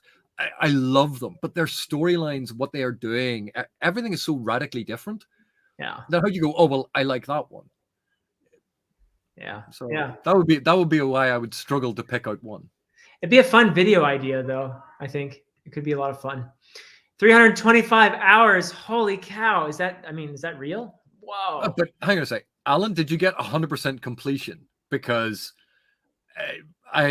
there's a sequence of choices that you make in Witcher 3 that if you don't do them in a certain sequence, it results in one ending. If you do them in a different sequence, it's a different ending. And then if you do them exactly in this other sequence, it gives you this other ending. And I could never remember the exact sequence of doing things. So always ended up with one of two ending. I never got the third ending. Huh. Here's a good one. So do we have any particular stories, books that we originally struggled with, but found ourselves comprehending much better after the reread? And this Louis 29 gives the example of Poe. Yeah, that's interesting. That has happened to me a lot, frankly. It's happened to me to some degree with Malazan, even. I would say on the reread, I am more immersed than I was the first time. The first time I was in awe of how brilliant they were. And I spent a lot of time trying to figure out who was who and where they were and trying to figure out the geography and flipping to the map and flipping to the character lists and constantly booting myself out of the story that way. So don't recommend doing that. Maybe when you're done reading the story, then you flip to the map and all that other stuff and figure it out.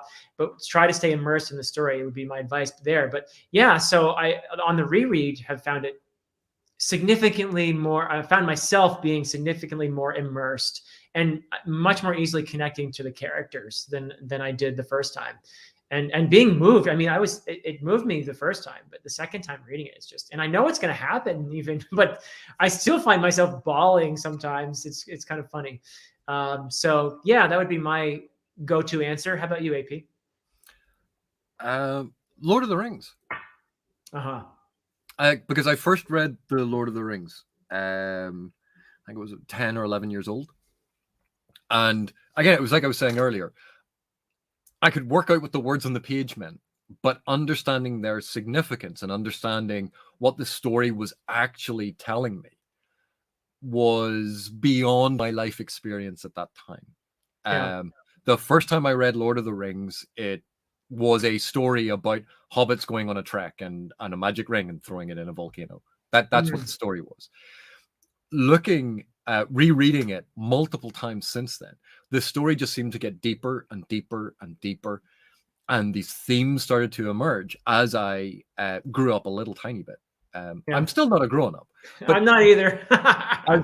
as I began to grow up and as I began to get a better comprehension of the world and of life, the Lord of the Rings took on added significance and meaning, something that I just couldn't comprehend at the age when I first read it.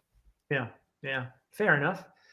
So McScarfield is here with a nice question. I have read John Gardner's Grendel and think it's brilliant. I think it's absolutely a wonderful thing to pair with reading Beowulf, and a lot of educators do that. I know, but it's obviously a different take on the Beowulf story from the monster's perspective. But Gardner was just a great writer too. So I have a very high opinion of that. I'm exposing another gap in my fantasy reading here. I've not yet read Roger Zelazny. Have you, AP? The Chronicles of Amber, or the Amber Chronicles. That's what I know him for. But again, another foundational fantasy text that again has elements of science fiction woven into it. But the Amber Chronicles are again, they are of a certain flavor and type of fantasy, and again of a certain cultural moment. But they are very interesting. Not my personal favorites or personal flavor, but really important works and very interesting works.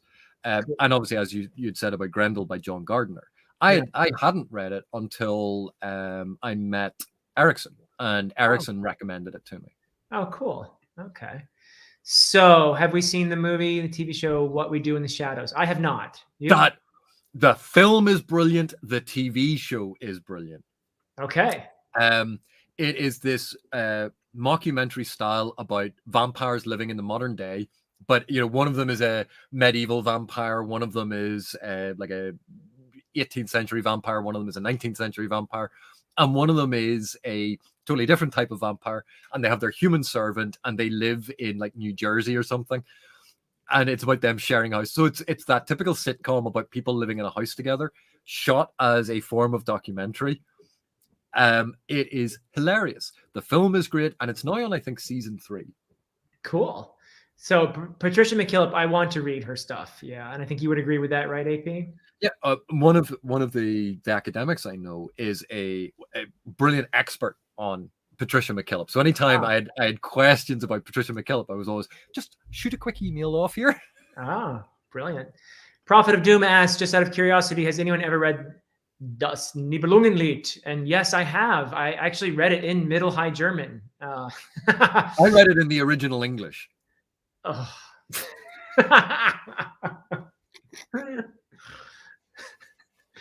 Nice, AP. Very nice.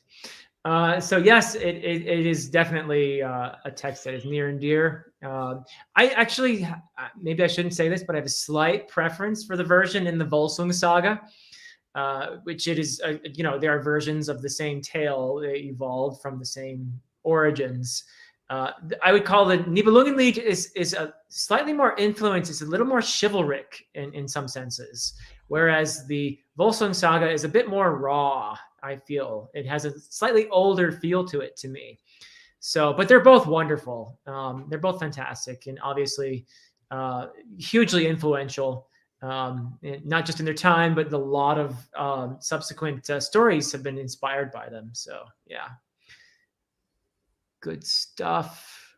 Okay, let's see what else we've got here. I'm skipping over some stuff here, but yeah. Oh, yeah. And of course, if you're talking about the Ring Cycle, yeah, Wagner stuff, then it's really important to have read the Nibelungenlied as well. Absolutely. That's brilliant stuff. The whatever else we got to say about Wagner. I mean, the Ring Cycle is just tremendous. The only operas I've actually watched entirely would be his Ring Cycle stuff. So there's some tremendous themes in there, absolutely, and some brilliant music, I think, but very moving.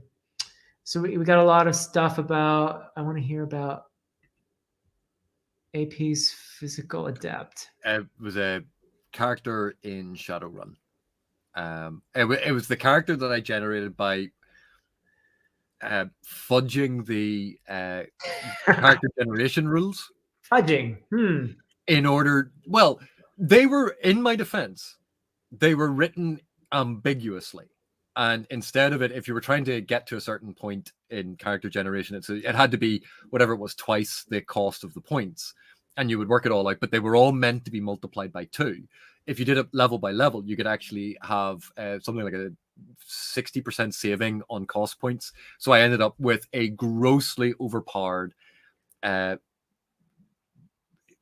physically killing character that, even though their base stats were incredibly low, because of using magical abilities to augment them, they were now radically overpowered. And all of their mental statistics, then their personality stats, because I'd spent so few on the actual physical stats because I was augmenting them with magic, I had incredible mental statistics added in as well. So they were this character that was ridiculously overpowered. And it was a very challenging character for the games master to deal with, because the level of the character did not correspond to their martial ability.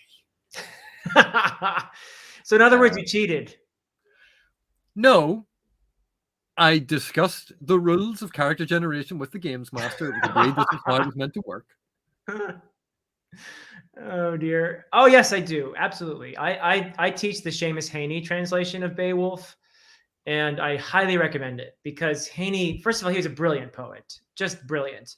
And I love the way he captures, a bit of the intonation of the original. He tries to reproduce some of the alliteration, and he gives it a kind of an archaic feel while it's still very accessible, which is very difficult to do. To do all of that in one translation is really tough. So I highly recommend his translation. Tolkien has done a translation to a prose translation of Beowulf, which is fun as well.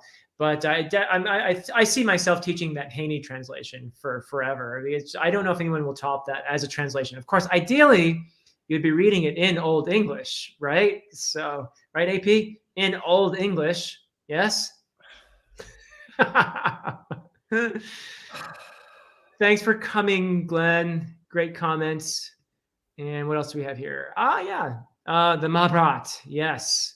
And the Ramayana, for example. And I have not read that. I have not read the Raghavanka's life of Harishchandra. No, I have not read it. So it sounds interesting, though. I love reading stuff from that part of the world. I always feel like I learn a tremendous amount while reading that. Oh yeah, look at what we missed here. Of course, yeah.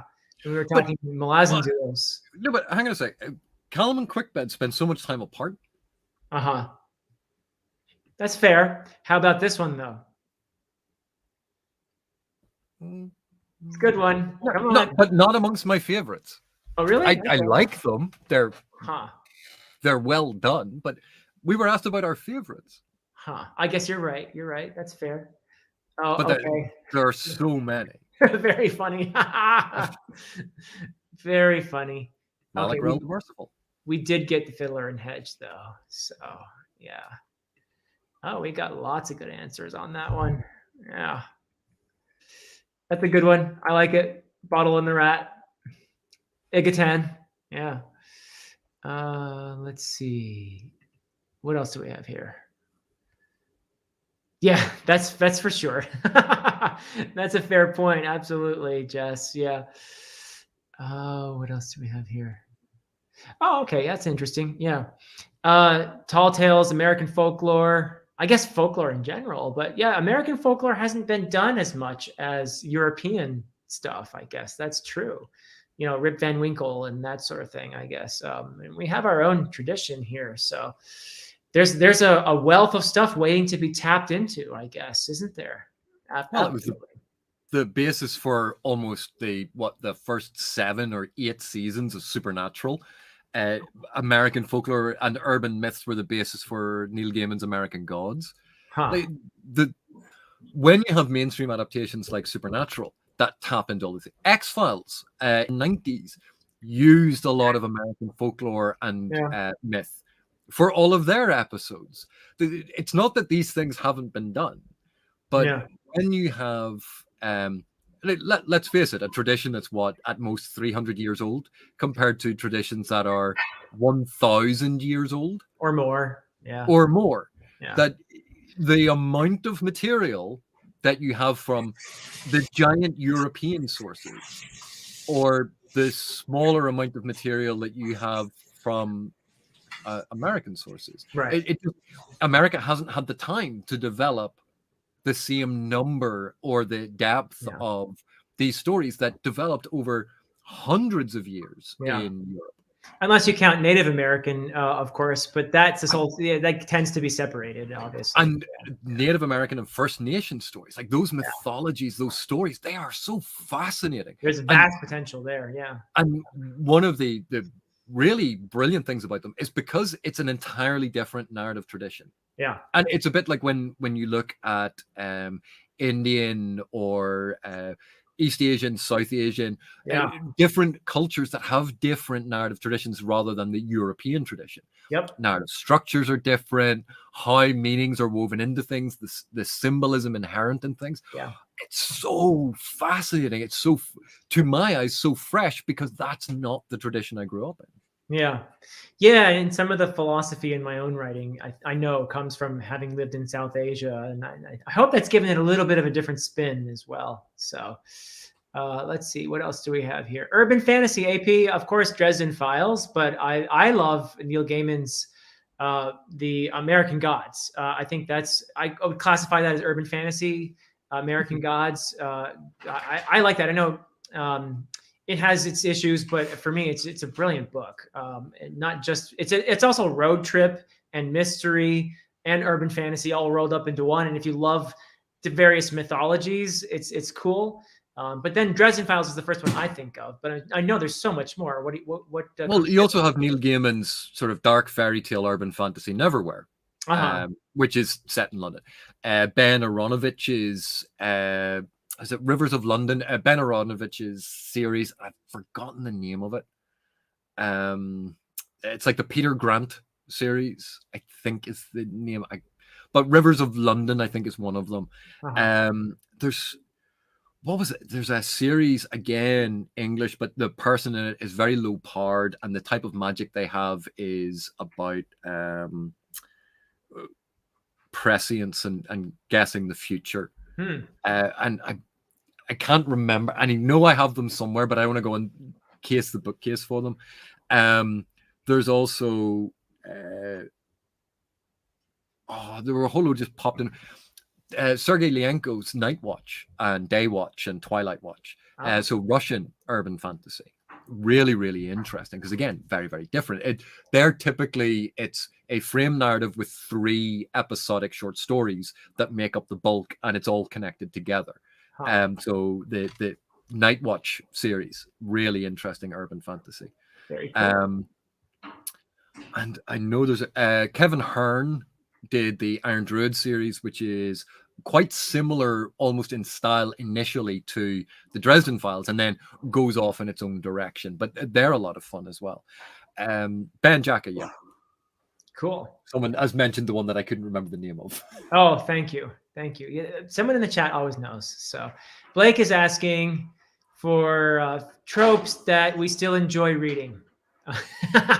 So, I mean, we've been doing this fun series on archetypes, which is a nice way of saying trope, sort of. No, they are different. Philip, stop encouraging this. An archetype is not necessarily a trope, and a trope is not necessarily an archetype. But I have fun encouraging it, AP. So. Well, okay, if we think of what are some of the what you would think of as stereotypical fantasy things that you go, yeah, awesome. I'd like to see what's done with this. What? Okay, Philip, you tell me. You're asking me? Yeah. Well, I think that a trope is, to me, I know people use it pejoratively, but to me, it's actually a kind of a neutral word. And you can do tropes well. I mean, the thing is, when you do them not well, you should call it a cliche, maybe. And when you do them well, then, there's not a single trope I can think of that you can't do well, right? So love triangle. Okay, it's not my favorite thing to see in a book, but it's possible to do a really deep psychological study of people and what makes us tick and how we're jealous or how, I mean, these are important human emotions that we deal with. So you could do it really well. You could even do, I just read Dune, which has a very clear chosen one trope, but I think in my interpretation anyway, is that Frank Herbert does subvert it to some degree by other narrative devices in there. So I think that it's a trope that I've seen done so many times. And I could say, oh, I'm sick of chosen one, but I think you can do it well and make it interesting. And I think that the reason tropes exist for a reason, don't they? Archetypes exist for a reason because they speak to some common human experience. I don't think it's just about somebody found something that worked and other people are imitating it. I think that usually there's a deeper reason why these patterns and why these particular figures resonate with people. So I guess I would say that it depends on who's handling it and how well they do. That's my cop-out answer. So I don't know what you think. Well, there are certain, and they're not necessarily restricted to fantasy. Right. But there are certain things that if I saw in a modern novel, I would roll my eyes and perhaps have a very negative impression of, and that is lazy Orientalism or lazy othering of Sure. non-Western races, or villainizing a queer-coded character. Those are aspects of writing that their time has passed. We have moved on. In saying that, it doesn't mean that you can't have a villainous gay character in a novel and for it to be done very, very well. And I think part of what you were saying is when it's done, when it's lazy, when it's not done well, when it's done as, oh, I'm just going to do this thing and I'm not going to put any thought into it. Right. Those are things that when I see in modern writing, can annoy me. When I see them in writing of certain time periods, you go, right, this wasn't today that this was written. I might be reading it today, but this is part of a different culture. So right. I am more accepting of seeing those things in literature of a certain time, of a certain place, of a certain culture. For instance, like going back and reading Mark Twain. Mm-hmm.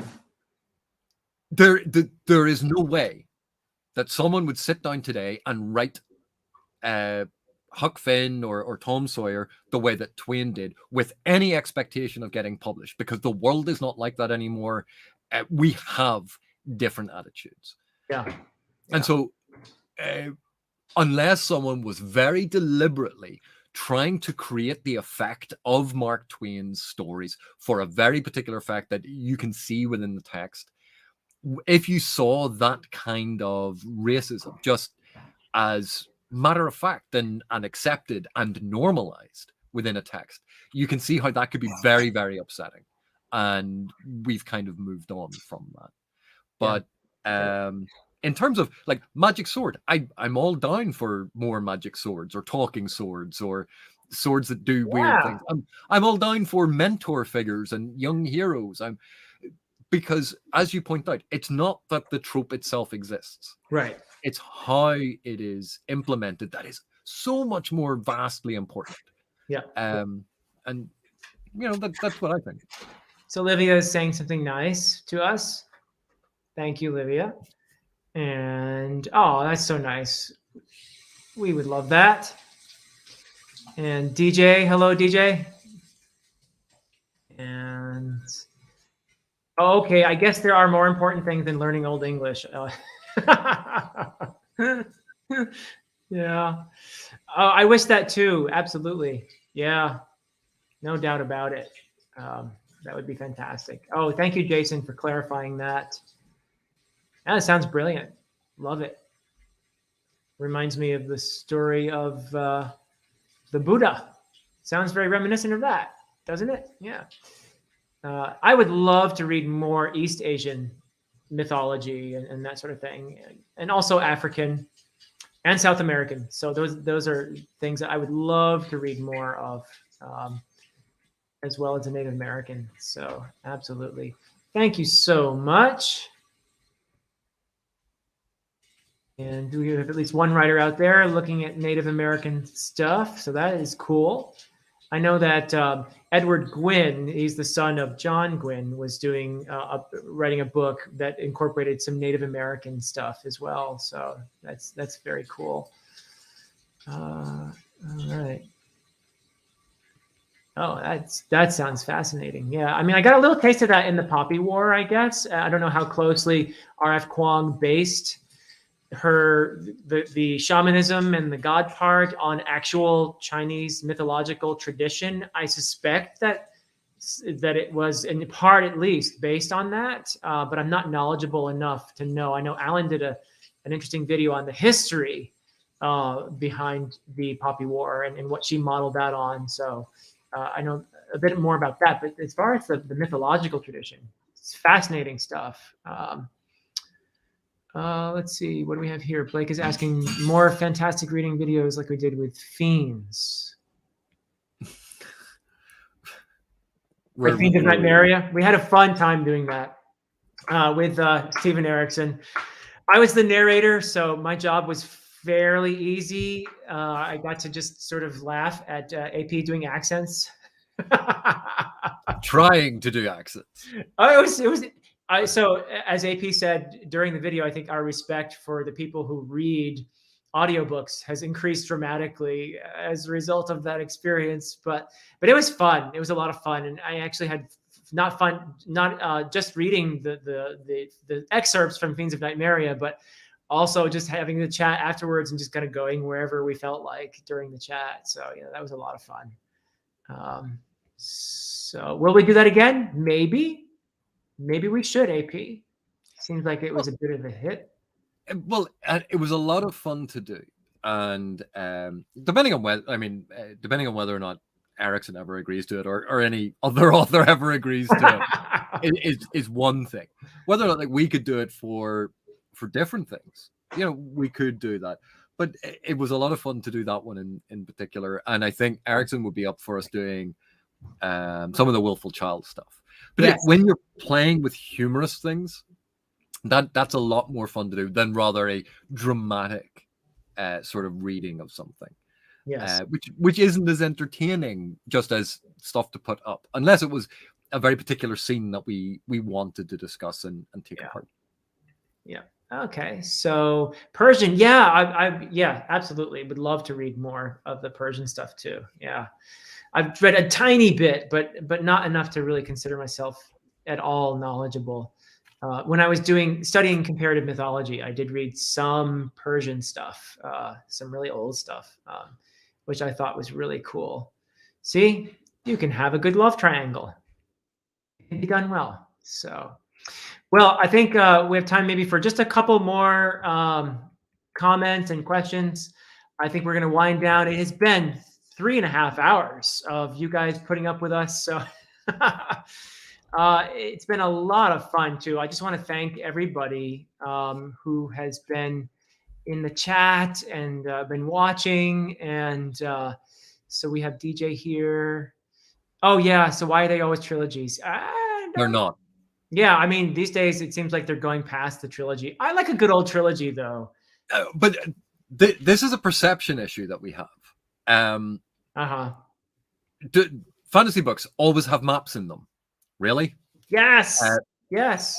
Stefan Ekman did a study of this, and no, they don't. In fact, it's the butter side down toast argument.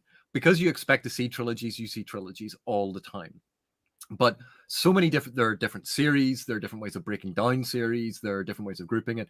Trilogy's one structure, and yet it is common in fantasy, but there are lots of fantasy standalones. There's lots of episodic narratives. There's lots of quintets, tetralogies.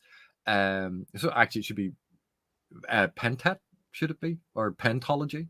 Sounds good to me. I always get my Greek and Latin confused. Okay. But we have a perception that things are trilogies because it gets marketed as a trilogy, or we understand it as a trilogy, but the Lord of the Rings, it was okay. So it was published as 3 separate volumes, but it's one story divided into 6 books. Yes, that's true. He thought of it as one book, actually. He thought of it as one story. Yeah, he thought of it as one story, but it's internally divided into 6 books. 6 books, yes. Yeah. So why do we refer to the Lord of the Rings trilogy? Well, it was published in 3 separate volumes. And you go, does that make it a trilogy? What is it about it? But that was a publisher's decision, actually, not Tolkien's. And it had to do with the physical binding that you could have at the day. Sanderson has proven that you could have ridiculously huge books in a single binding. Yeah. But whether or not we're now getting to the stage of just because you can have something that big as a single volume, should you have something that big as a single volume? Because it's uncomfortable to read. True enough. We could do a love scene. We would do that with Steven Erickson. But I had to take a moment there because I went, reading of a love scene. Because as much as I like you, Philip, I know I'm a married man. So am I. We're very committed. Alan, yes, nobody's touching Alan's record of what is it, Alan? Like 16 hours on a live stream or something like that. I think 20 hours was it? Straight. So we have some thank yous here. Thank you, Rob, for coming.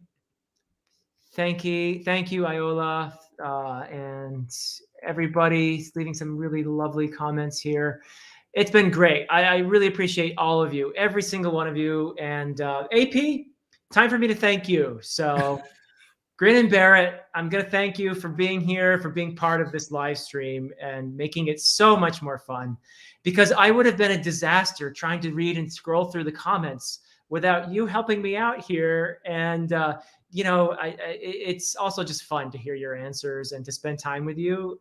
It's been a real highlight for me. So thank you so much, AP, for being part of this celebration of 10,000. And I know that your channel is going to be right behind, because it's, believe it or not, your channel is growing at a faster rate than mine ever did in the first months. So everybody, if you haven't checked out AP's stuff, I highly, highly recommend that you do so.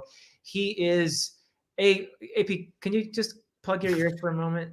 Do you want me to put you on mute? I don't want your head to get too fat here. So AP is a absolutely brilliant individual, and he's bringing stuff to YouTube that nobody else is doing. And I think it's just, there's so much to learn on his channel. It is just so good. And if you want to learn about narrative and how it works, and you want to learn about great storytelling, you want to have insights into the characters and everything that feeds into the themes, and it just check out his stuff, because there's just so much great stuff there. So thank you, AP, for being here and being part of this. And everybody check out his channel. And thank you, everyone, for all these lovely, lovely comments. Yes, indeed. So many. I want to highlight all of them, but I don't have time. Yep, we're getting some love for. Philip, have you finished talking? I'm done talking now. Yeah. Oh, are you? Oh, you. Were you still muted? Oh dear. Did you actually mute me? Yeah, I muted the sound. Okay, good. I can hear you now. Oh, that's good. So you didn't get embarrassed by all the nice things I was saying, but people are saying nice things about you in the chat too. So well, Philip, I'd like to say thank you so much for allowing me to be part of this, because like, congratulations again on the subscriber count.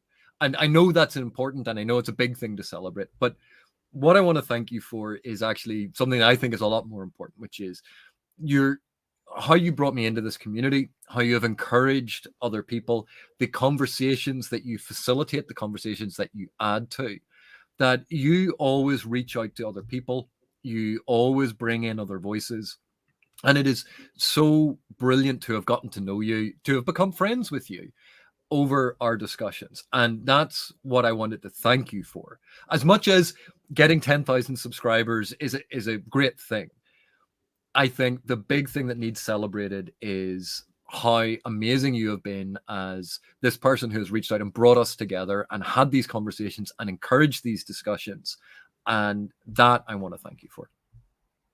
Thank you, my friend. And thank you once again to everyone in the chat.